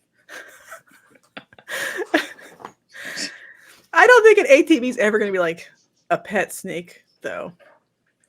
I think because I see a big push, especially on like TikTok, about you need to replicate the wild and you need to have an enclosure that's like got live plants and bioactive. And I think ATBs are that kind of snake that would go really well with that aesthetic and with the newer generation of keeper that are pushing for like, just enjoy it for the wild animal it is and don't touch it, you know. But ATBs are really long, hypothetically. So they are, but they tend to like, I know, but like lighter bodied. In an ethically sized enclosure, America with that one. It would be another 6-foot enclosure, right? No comment. Just saying. Sorry, we gotta not talk about ethical keeping anymore. They're gonna yell at us. I love all ethical keepers. Serious. Yeah. Yeah. I think that's why like geckos have done better, like little geckos, like crested geckos or whatever, is you get one, you put in your bioactive vivarium, it's fine, the system works. It's just like it's hard to put a snake into any bioactive, even though it's physically possible. It's just what fits in that system and it appeals to like the happy pet person. Yeah. That is not already well bred that would make it the next big thing. Maybe houseies are it, right? Because I see houseies, or I've seen a lot of people starting to keep like mandarin rat snakes, and I've started seeing those pop up a lot more. Why would they pick that? They're small. They don't need all the heat. They do well at room temp. They're just so fossorial. You're never going to see it. That's the thing. If you go in like in the morning or at night, they're super active. They are out, but they're like hands off. They're not like bamboos. Like no, they are much nicer. My bamboo is like having a box of dirt. Oh, I mean, my mandarins, like if they're asleep, they're under cork. But if I go up to the enclosure like at night, they're out and about. Okay, that's good. We love that. Not as bad as bamboos.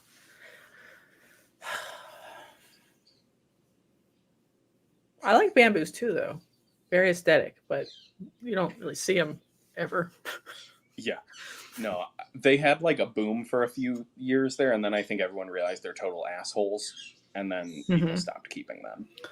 I like my bamboo, though. Yeah, I like him too. He's very easy to...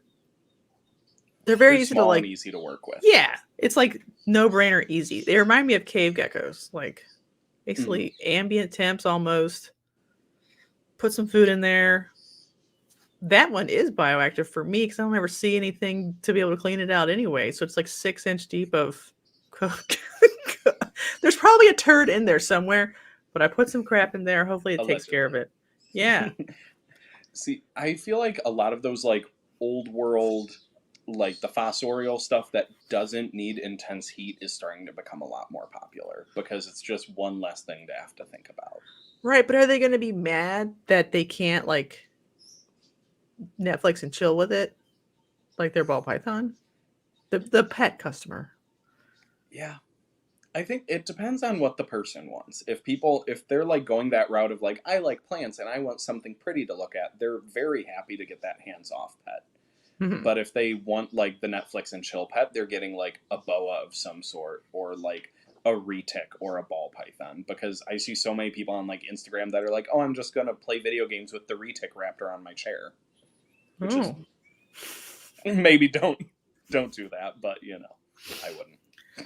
Is there a species that you can think of that we haven't talked about that you think deserves breeder attention specifically that doesn't have yet? That maybe there's no TikTok market share yet, and we should force the issue. I mean, there's a species I would love to see get more attention, but there's a reason why they don't, and it is with good reason. What is it? Apodora. I think they're pretty big. They get big. They eat each other, but they are super cool animals. I think if someone could crack them and figure them out, they would be a really cool species because they're super intelligent. Mm-hmm. And from what I've seen, the captive raised specimens do tend to be pretty calm and pretty even-tempered, more so than a retic. But at the same time, it's just very few come in. They're mostly all females, and there's only 5 or 6 people. Are they mostly all females because the males get eaten? Yep. Okay. That's what they believe. So I'd love to see more of a push for those, or for like. Honestly, my microphone's falling, so just keep talking. I'm gonna like keep finger banging this microphone. No, you're thing. Good. Sorry. But no, either that or like beauty snakes or some of the, like Chinese king rats. They're all those like bigger colubrids that I feel like get overshadowed by like Drymarchon and by water cobras, but are just as cool, but are a little How are your carinata? I love the way they look. What do they smell like? Have you smelled their buttholes? Mine has musked me and it wasn't that bad. Okay, that's good. I love that. I mean, mine is still fairly young. I mean, he's only like 18 inches or so. I mean, I just got him this past season, but he's muscular. It's not bad. Mm-hmm. Normal person name for which thing? Carinata, Chinese king rat. Yeah, I the morphs are fine, but I think the wild type is already perfect. Mm-hmm. And then there's the different subspecies. Like I know we've got like Carinata, which is what I have, and then there's the Carinata yanaguniensis, which The are Japanese just brown. one. Yeah, they're just brown. I know they're boring, but like I would probably get a pair just to be like incomplete my Japanese archipelago fucking weeaboo quest. That's why I would get them, but the Chinese ones are better. What about black milks? What do you think about them? I like them because they're calmer than an MBK, but I have an MBK, so I'm partial there. But I think having a black milk, though, when I get a milk snake, I want that tricolor.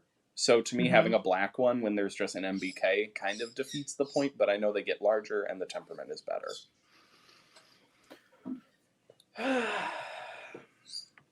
Mm-hmm.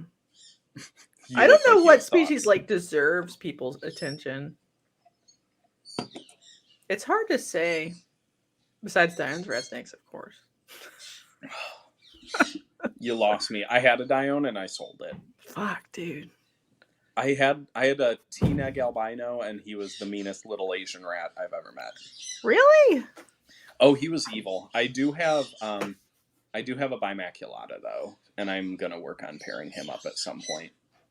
I like Bimax too. Like they're almost the same, but they don't come in as many colors. Yeah, they don't. The main reason I want to pair mine up, he's like a UK import that I picked up. So let's just look at this you have color. the Vladivostok, right? Let's look at. So I have 3 of those now, and then 1 non-locale. Red, yellow, T+, T-neg, hypo, anery, hypo, chocolate, other red. We got a fucking Viper mimics. I'm just in. I'm loving. I like the red ones. And do you know Fox Science? Mm-hmm. He's local to me, so I'm like this. I've been this close for like 3 months to buying a pair of his like T+ hets with red. Yeah. But it's just been brutal. Like if you want to buy anything, I'm like hand to mouth. Like I sell a couple things, I'm like yay, and then I buy some rats or whatever, or buy something. But like a lot of projects have like ground to a halt. Let me just be honest. Sorry. Yeah, I'm kind of at that point too, where like I've got lots of stuff that I'm like I want to pair up this or that, and I'm like, just kind of circle the wagons for now, you know. Mm-hmm. Right, I gotta keep my shit alive. Yep. Right this second. I will gladly trade people. Also, okay. Here's an idea I had in my sleep last night because I'm insane. What if I made a Discord group called Trade Federation? And it was only about trading. Is this a bad idea? Because everyone has lots of snakes and lizards, not necessarily a lot of money. And sometimes I want money because I need to buy rats or whatever. But sometimes I want more Dion's rat snakes. See, I think it's a good idea because there are people that are going to be willing to do it. But at the same time, I feel like there's going to be a lot of people that are going to say no ball pythons because you know how like colubrid guys are. They don't like ball pythons. Mm-hmm. A lot of the but like some of them do. pythons. You have colubrids and ball pythons. I have like 60 plus species in this house. Right, but so I'm the outlier.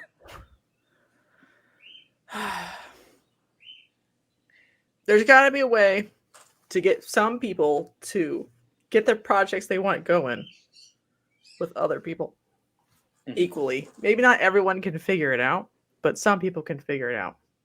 I mean, I think it's a good idea, and it's worth trying, though. That's my dream. Like, I don't even give a shit. Like, that's how half the hobby could move forward.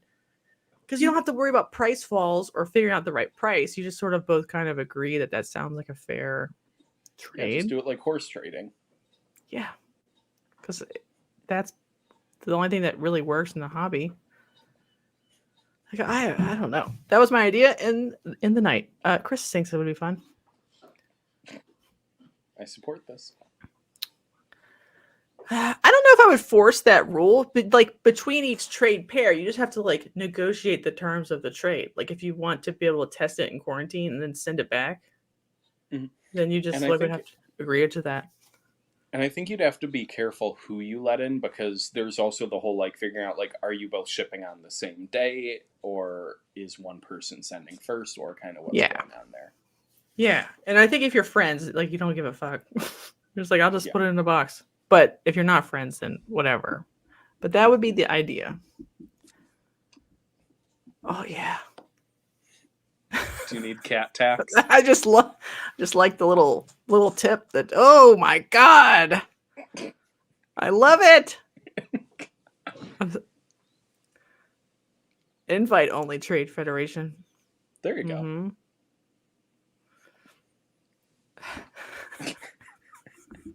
Yeah, that's what I was thinking of doing. But it would have to be like, I don't know, people who actually want to trade, not just whatever. Because I already have the regular Discord, and that technically has like a buy-sell option. It's just there aren't that many people in there on a regular basis. But if it was just about trading, and you could be like, I have whatever, 5,000 corn snakes. We'll trade for whatever. Just kidding. You will probably laugh at this. I saw someone on like a local group that was like, I have a pastel ball python with enclosure. I would like to rehome it for $1,000 or a large stack of. Like, wasn't it a scam or whatever? Like literally a scam. Like you had to send him a deposit for him to drop it off. No, this was like a legitimate thing in a group near me that was like, I'll trade you this pastel Enchi with enclosure for $1,000 or a snake rack. It's just like, it just goes to show like how quickly the price tanks. Or he bought it at like a Petco or something, right? So it was all hyperinflated prices anyway. Yep. No, like I have a pair of Bardai. I would love another pair of Bardai because I don't feel comfortable having two of any animals on my ship. You know, an heir and a spare. You know, who knows what could happen to them. That whole you're not really into it unless it's 2.2. Yeah, we got to show some commitment. I think I need to step up my game on quite a few things. Yeah, well, how do you... It's not just like the selective breeding part. It's just, attrition. His wee falls off. She gets egg bound. I don't know. Do you want to be like that far behind? You always have like another pair either coming up in age or whatever. And then you can mix and match. And then you could sell unrelated pairs to people because you have two pairs. I'm at least a two-pair girl. What do you think about that? I think that's a good premise. Like any of the things that I'm really looking to pursue, like the Lonchicata, the Tarahumara, carpet pythons, Slowinskis, all those I try to have multiple pairs of. Or I'm in the process of getting there. But Lisa will trade white lips for tannin bars or rings. Ooh. I don't have any of those. Worth it. I mean, you're right, Aaron. Sold. I will definitely do 2-4 or 2025. You're right. I do have a problem with like scale. Ugh. I don't know. Okay, so I feel vindicated though because Beef Nugget is the best corn snake I've ever made. Right? Beef Nugget? Yeah, that's her name now. Okay. But it took a lot of snakes pushed together from many different lineages to put together the right two to make one Beef Nugget. I can't get past the name. I'm sorry. Well, her sister's named Chicken Nugget now, so don't worry about it. It's okay. Fine. But like, what morph is Beef Nugget? A Miami Okatee. A normal. Oh, is that from one of those clutches you had this past summer? Yeah. She's just turning out nice. So good that even ball python people comment on her dumb picture on Instagram and are like, wow, she's amazing. I'm like, yeah, but she was like 1 in 150. multiple pairings, multiple lines crossed, recrossed.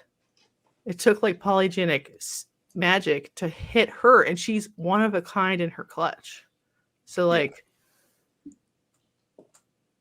you got to have a lot of crosses. It's the staying game and the willing to go through multiple generations to get to that end result.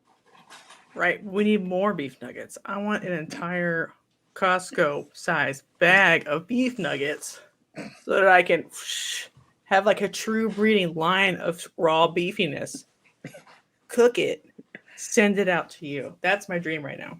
I need you to patent the beef nugget line. We're gonna start like carpet people have like Son of Hannibal, or like with green trees they have like the sickness. You need to have like, this is a pure beef nugget lineage. Well, Mic Drop is her grandmother, so it's Mic Drop line, but this beef nugget is at the next level. So like next year I'm planning on recrossing back to get like the most raw doggiest pairing, which would be Mic Drop to Beef Nugget's father, which is Monarch, who he has a normal name.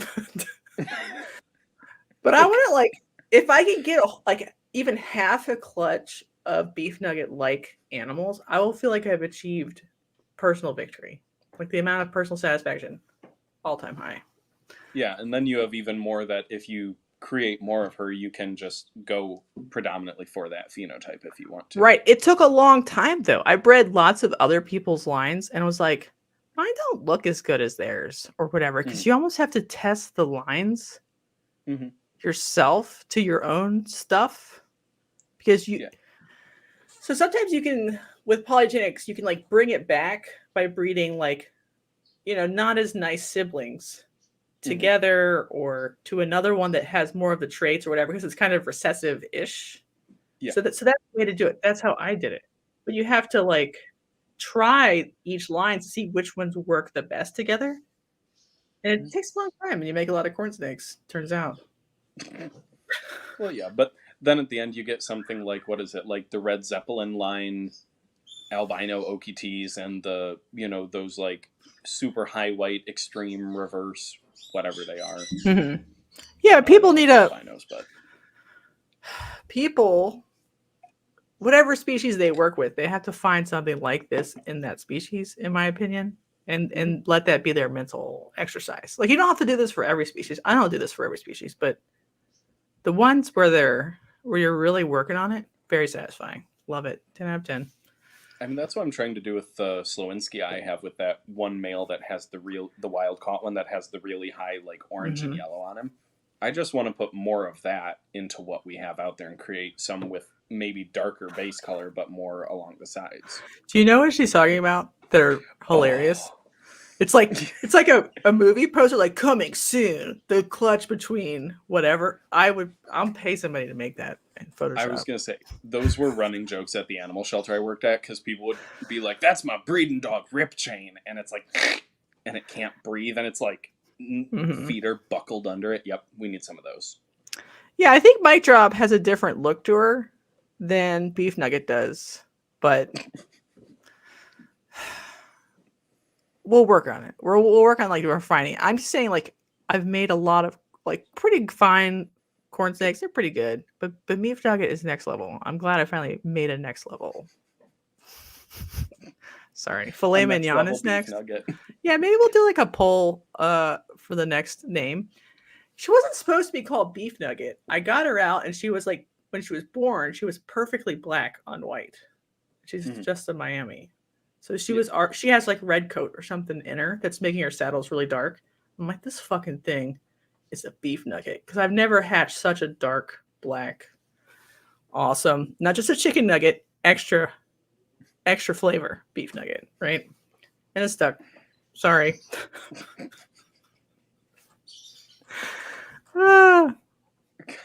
Sorry. What were we talking about? I went. I don't know. I'm a little off in left field myself. I got distracted by this. Let's get redistracted. So I have this one. Ooh. Right, I got one of these. I like those. Yeah. But I'm also into this one. I'm also into this one. Like the different forms of black. I really like those, or like Yeah, like that melanistic one right there with like the little bit of yellow on its underside. That's really nice. Yeah, I'm just in, right? Mm-hmm. They are little shits, but they are little. But the amount of variation, I'm just like, send it. Full import. Please I was send. gonna say I like the variation, and then the size is really good. I mean, you know Oh how my god, small it's they so are. good. And they're kind of like fat. I mean, they're Mm-hmm. not hognose fat, but they're They're chunkier than, round. yeah. So they have like a little like belly. I think Mm-hmm. pet people will like them. I feel like they almost give me the vibe like Bimax and Dion almost give me the vibe that it's like a garter snake meets a corn snake. Yeah, exactly.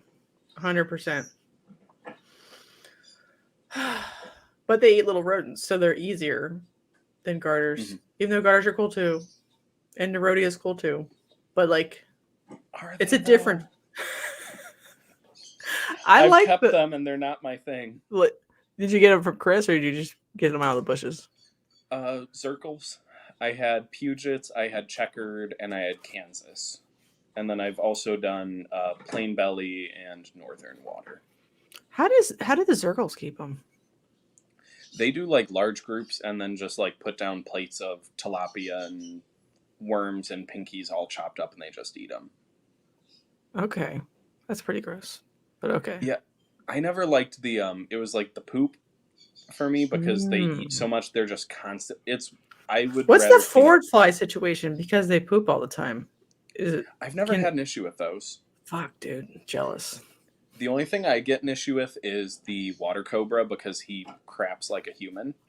If I let it go for a day or two, I mean it's like a 4-inch long. All right, It's between like a boa size poop. Barons racers, rhino rats, and Japanese rat snakes, which blue changes your heart the most? What are we talking? Like true actual blue? No, I just mean like which one do you like? You don't have to like it because it's blue, but like of the three blue big snakes, which one do you think is a better investment? I can't say anything about rhinos. Investment wise, I think barons are the better investment because They're more expensive, but do they they're more deserve to expensive. be more expensive? Are they cooler enough? I think they're really cool because I have a barons and I have a Japanese rat, and out of the bunch, like the Japanese rat, he's super cool. I love the temperament. It's basically a green corn snake. Mm-hmm. So Perfect it kind in of every like way. see, I want to get another one to like breed it. So that's Is yours a a Kunishir or just like unknown locale? It came in through the rescue I was at as like a Okay. 2-year-old, and they were like, "You like Asian rats? Take this." And I was like, "Okay, free Japanese rat." But Well, it's they're kind all... of like Go ahead. it's kind of bluish, but not as like not full like Aoidasho, like Blue General type stuff. Yeah, well, they call the ones on not just Kunishir, they call all of them Aldaicho. They're Okay. all blue generals. They're all a little bit blue. It's just like, say, I think marketing bullshit. Hypes it up a bit. The Kunishir ones are really blue. Are they? See, my thing is I like the barons overall because that's a snake where I open up her enclosure and she just comes right up and eats off tongs. And she's super cool. What about the rear fangness? How do you feel about that? She's bit me before and nothing happened, but at the same time, I think rear fang should, because they are a more medically significant rear fang, and other philodryanids have killed people, it is worth respecting them. That's the sole takeaway that I think they have. Their size, because the large ones can get over 6 feet as well. Yeah, that's fucking big. Mm-hmm. But they also have the blue and the I really am partial to the brown. You are? I actually love the brown more than the blue. I think they're cool. I would like some, but to me, calling Climax the corn snakes of blue snakes is the most sense. Like they're the most tolerant of husbandry bullshit. They're more like, obsoletus or whatever, really, in terms of like body plan and stuff. But I don't feel bad sending somebody a pet Climax. I'm like, you're gonna do great. Have fun. I don't have to worry about nothing. Like, I think if someone is like a more like entry level person and they want that green snake, you give them the Climac. But then if they're kind of like middle tier, you go for the Rhino Rat because they're a little bit trickier, especially when they're younger. But then as adults, they're still pretty easy. But if someone's more advanced and they want something that's gonna keep them on their toes as an adult, you go for the Baron Eye. or you just skip the other two and stay with Climac. What do you think about that? I mean, That's a I personal love my bias. Japanese rat. Personal bias. No, I think they're Mention all cool. I just like if I'm going to scale something and not just have one pair, it's got to be pet personable to me. But then if we're rating the green snakes, though, what are your thoughts on those Grabowski eye, the Sumatran cave rats, the ones that just started coming in a few years ago that are like the like deep emerald green and then it fades to the yellow and black stripe? Are there any in the States? They took off really quickly with captive breeding. There's a lot of captive bred ones fairly readily available. I think they're going usually about like 300 to 400 now. What? Mm-hmm. For captive bred. They bred just like other beauty snakes did, so they're already established. There's not tons of them, but they're out there. Let's get up a picture. The Borneos? Yeah, that's the one. Sorry, not the Sumatran. I think the Sumatran is the Are these green enough for you, though? See, they get darker as they get older, but I think they're really nice. I like that yellow belly with the green top. I mean, it's nice. That one's not as green, but it's not blue. No, green. It's interesting looking. Mm-hmm. I like the little, what the fuck are they called? Like green bush snakes. They're still rad snakes, but they have like one species has blue eyes and one species has green eyes. Yeah, those are the oh god. I'm thinking the Latin name right now. But I know what you're talking about. The like red tail greens, the Gonyosoma oxycephalum. Right, but the smaller species down, they're like sister species, the Paraceum or whatever the fuck. What do you think those would be a good bamboo rat snake alternative? Nope. For a pet person, because it's green and small, it could be in a bioactive thing, but they never get to play with it. You don't get to play with it, but it's smaller. I mean, if someone understood that with a Gonyosoma, you're not gonna touch it or interact with it because it's gonna hate you the entire time, I think it would be okay. But for most people, I would think they're not gonna be a good pet. Do people like to touch their Baron's racers? Don't they like to, you know what I mean? I mean, Barons are different, though. They don't get angry. From what I've heard, a lot of the Gonyosoma tend to be really high-strung, and they just do not tolerate being interacted with, where Barons are... Mine is very inquisitive and very curious. So not as angry? No, not angry at all. No. Flighty, but not angry, and very tolerant.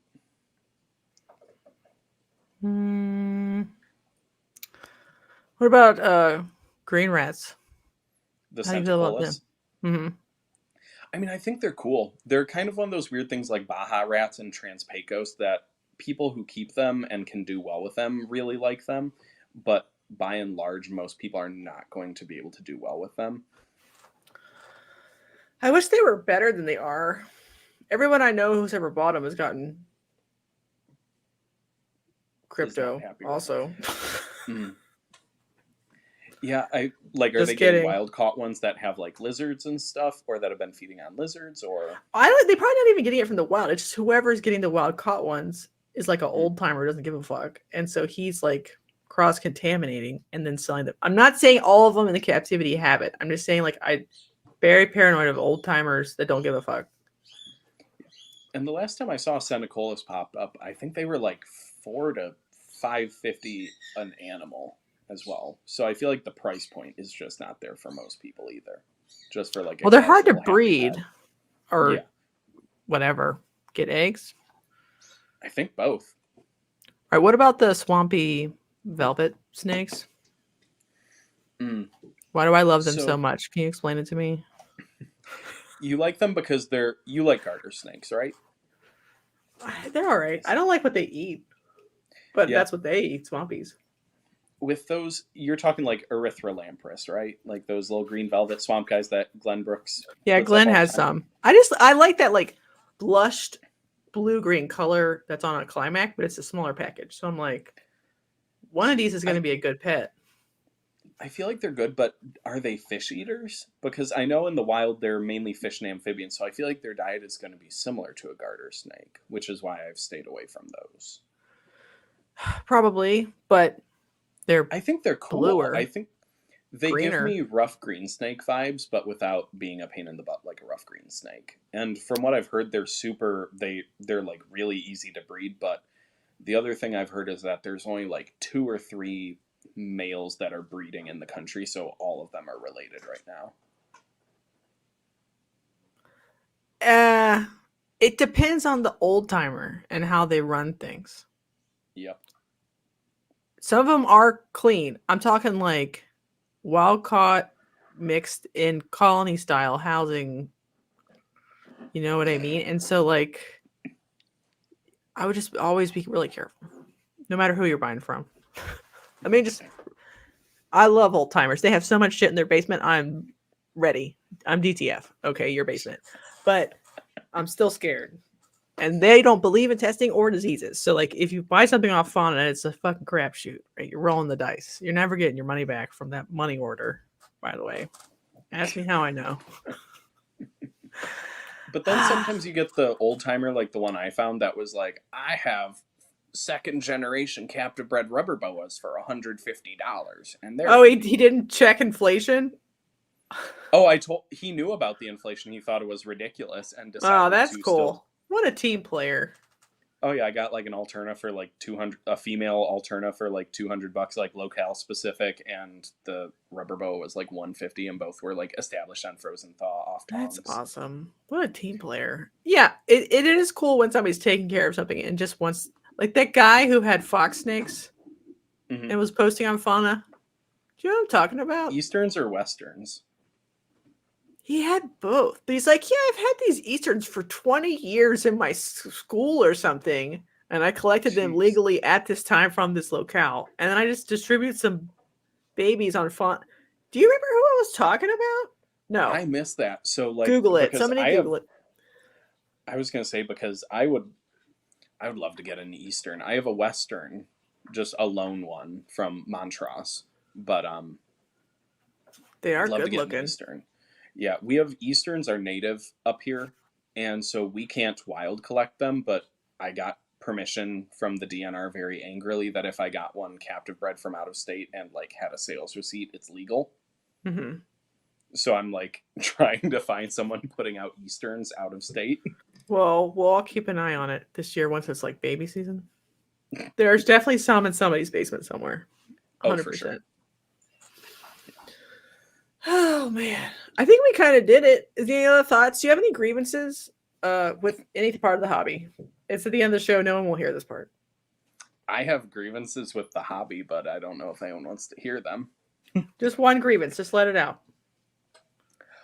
I think that like the uber advanced side of the hobby is arguably one of the worst parts of the hobby out there, with how elitist they are and bold how move, Cotton.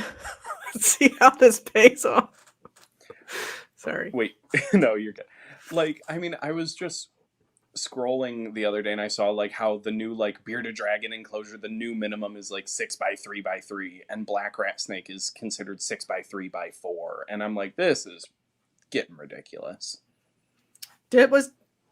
Was Dylan receptive, or did he not care? So he was receptive. He understood that the point of like, I take it you watched that episode then? No, I was scared. So I wanted to for you, buddy, but I'm literally scared. Literally. So like I watched Paul's, and then I watched Paul get fucking tore up in the chat for trying to be like Paul from Custom Reptile Habitats. Oh yeah. He was tore up. And I'm like, Paul on the phone, I'm like, Paul.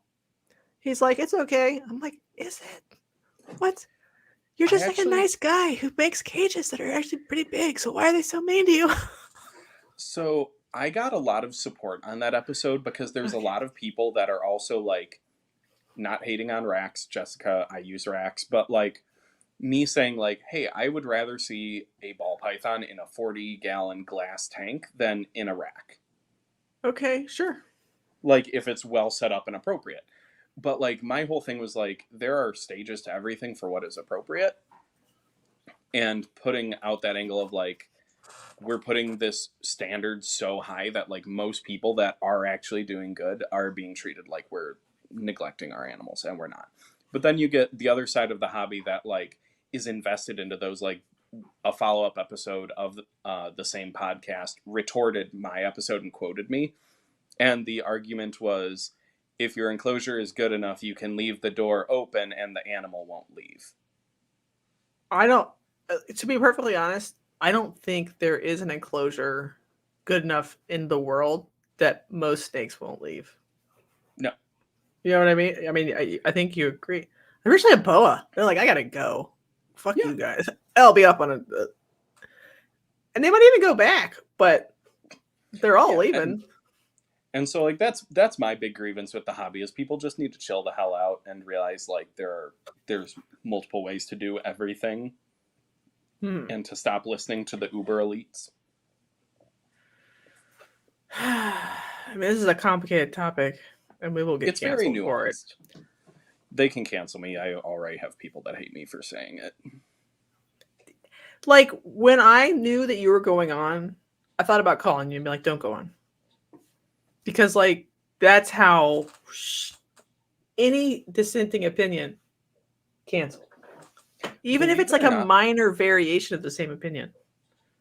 Believe it or not, I actually had like multiple people, including Paul, including like some like not huge names, but like some people that do have some followings, and like other podcast hosts being like, hey, really appreciated someone talking with like some common sense and not just saying you can either only keep in racks or only keep in a zoo enclosure.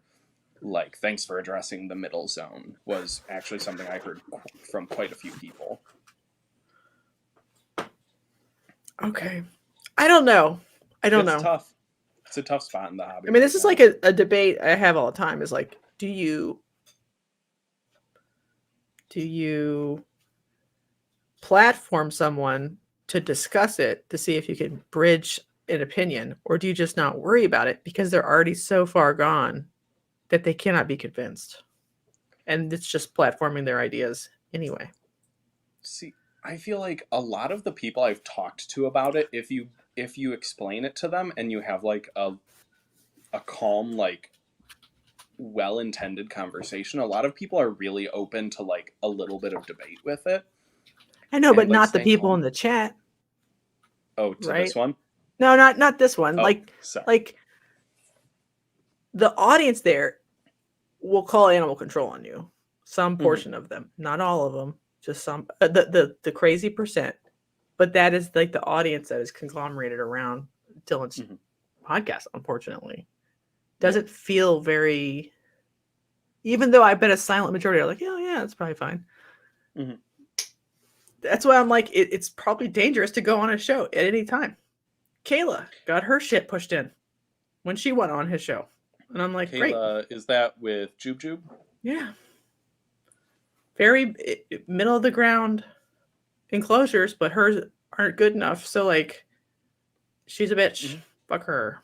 I mean, I hate to say it, the way a lot of these, like, people have gone, it's basically if you don't have the Amazon forest in a box, you're abusing and neglecting, and you're never going to be able to please them. So why bother?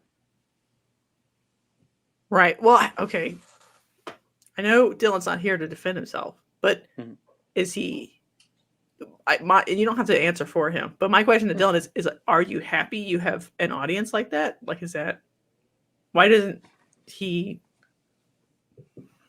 Is he working on clearing that up? Or we spoke about it a little bit, and I will say there were parts of that episode that I did not word what I was trying to say as much as I would like to, or like as well as I would like to. But he was very much with me at points where it was like, hey, we need to, like, you can foster growth, and kind of like you said, like, you know, when you get the snake, you have like the 4 enclosures, and then like when you get snake number 2, it starts off in the 3rd enclosure from snake number 1.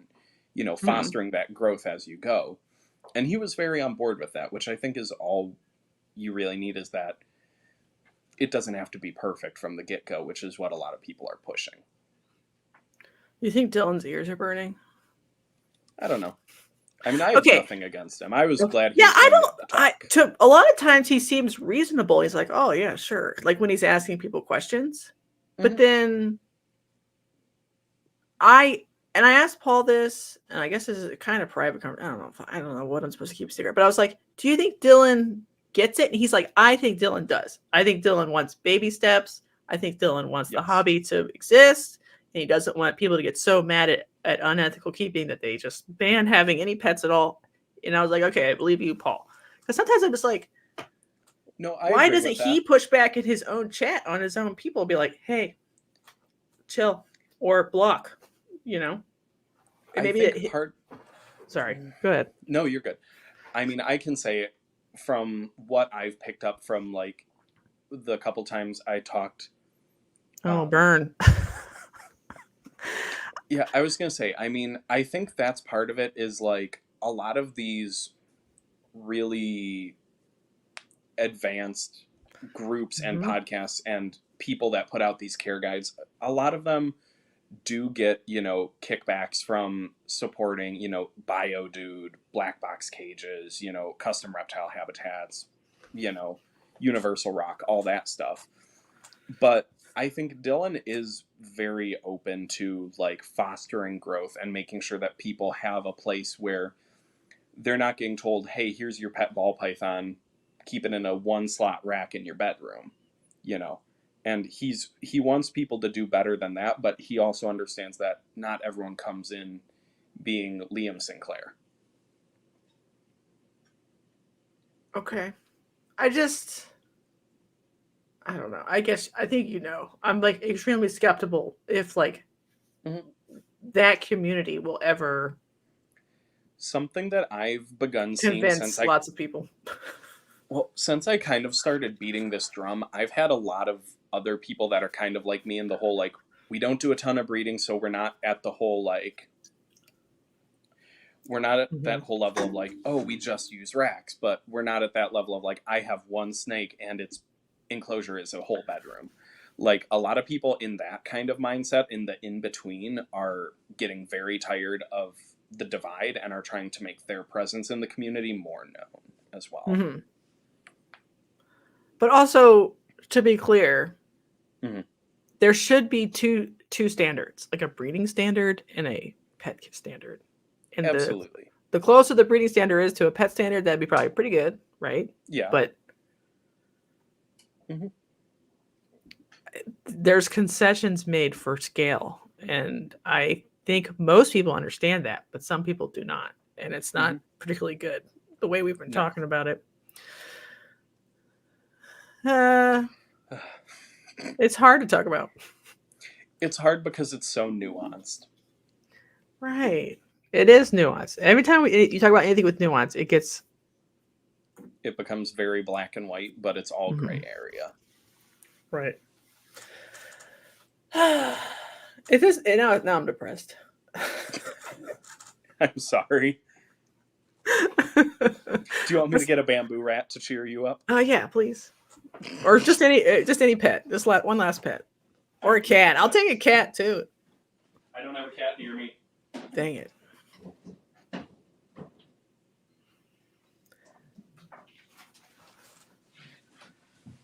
Does a mandarin rat work for you? Oh, hell yeah. Oh, sorry. There we go. Is that your like non-locale specific pet trade? Or yeah, she's technically like a Sichuan type, is what they kind of call this. Not like the high yellow like the Vietnamese, which frankly I don't really like, but just kind of typical. She's one of the ones that it doesn't show up, but she's got really nice red tipping along her scales as well. Well, she's beautiful. Thank you for showing it. Yeah, I am always depressed. I'm like a perma bear all the time. But like I want the two parts of the hobby to like work together too. Like I don't want Mhm. breeders to make fun of pet keepers because fucking we all need pet keepers of any caliber, like bioactive or just pretty adequate pet setup. You know what I Yep. mean?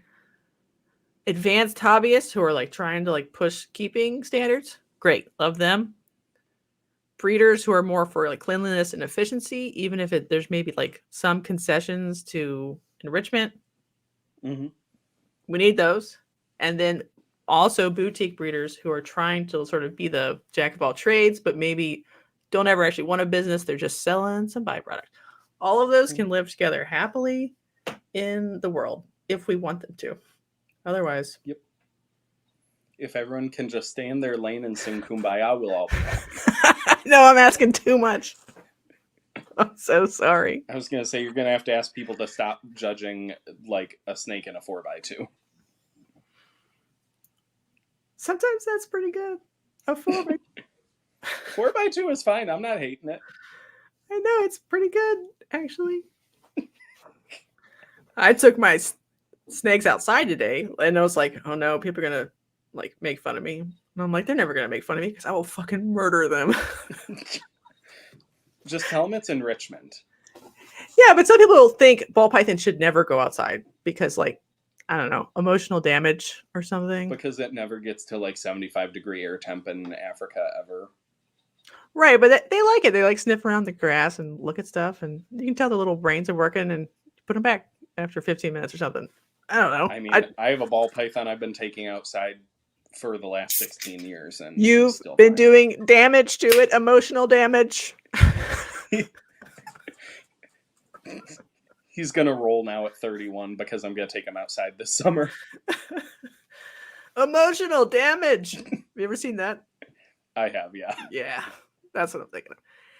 So, like, you could get something from the grass, to be fair, but, like, it would have to have been something already there from, like, a diseased snake. So, my yard doesn't have any snakes in it or whatever. So, Yeah, no. I'm not that concerned putting my captive snakes in wild grass in a supervised, clean, non-pesticide area so they can just run around and get some sun for 15 minutes. But that was also a cancelable event. I'm so sorry. You're canceled. You put your balls outside. No. Sometimes you should air your balls and your taint. That's what the internet told me. Oh.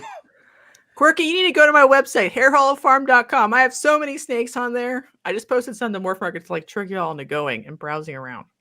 Please I just need you to sell that Slowinski with the big paradox spot. Fuck no, dude, that's Pumpkin Patch. He's my jam. I know, he's awesome. I don't technically need him because I have like a silverleaf father, right? Mm-hmm. But I don't know. It's just like cute, good marketing. Oh yeah.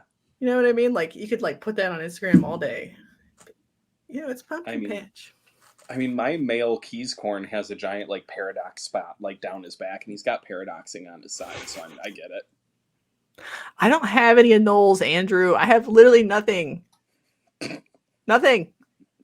They've turned the whole place into a cotton field like wasteland. So they spray for that. Everything's dead. It's just grackles and depression. That's it. Yes, you do need to sun your taint. Keep it fresh. Jesus. This is so unhinged, and I turtle clap. Yeah, at the end it gets weird. Sorry. Okay. You're good. Just checking up on chat. I think we did it. Thank you for coming on. Where can people find you? Do you have a YouTube channel yet? I do not. I need to make one. I'm in the process of, I want to do a YouTube. I'm trying to make a website in the next month or two. So for right now, you can find me on Facebook at Cooperhead Reptilia, but I never post. So just Instagram, which is copperhead.reptilia. You should try to do a YouTube. I think we need more, like we have Keeper Tube, but a lot of them are kind of dumb. Sorry, yeah. Keepers. You know what I mean? You know what I mean? There's a lot of Breeder Tube, but that's boring. So like, if there could be a little bit of Keeper Tube, that'd be better. Yeah, and I want to do some stuff with like some of the weird species and putting out like care and like things that have worked for me, keeping like a rufous-beaked snake, you know. Mm-hmm. That would be good. Shit that I keep, so. Grackles? here, they're like just Eastern grackles. They don't necessarily need to be near water. The like boat grackles on the coastal plain are different. These are like the regular old ass grackles. Grackles are the best. They're my favorite birds. They look like dinosaurs. But they also live on Walmart trash, so not the best. All right, and also you look like a Starbucks barista. Congratulations. Oh, thank you. Okay. I'm doing my best. Also, you're cute. Oh, thanks. Okay, I feel sorry. like I'm probably one of the younger people you've had on. I'm like a whole 26. Yeah, it is weird. The age demographic breakdown. It's absolutely 35 to 44 is like the bulk. And I'm like that's my age too, but does that mean like we're all self-selecting based on mostly on like their age cohort? I don't know. I was always assumed to just be younger people because younger people have more like free time. Mm-hmm. Nope, it is actually mostly people the same age as me. So very weird. All right, it got real weird at the end. It's fine. We're doing our best. Thank you for coming on. Hopefully you come on just some other time whenever something fun happens, and we'll just keep it going. Sounds good. Thank you for having me on. Mm-hmm. I really appreciate it. Yeah. Hopefully you didn't regret your decision. No, I don't. Come on. We talked about taints. We talked about sunning your balls. It's been crazy. Yeah. I'm sorry. All right, let's do this. Let's stop this. All right. La, la, la. Bye.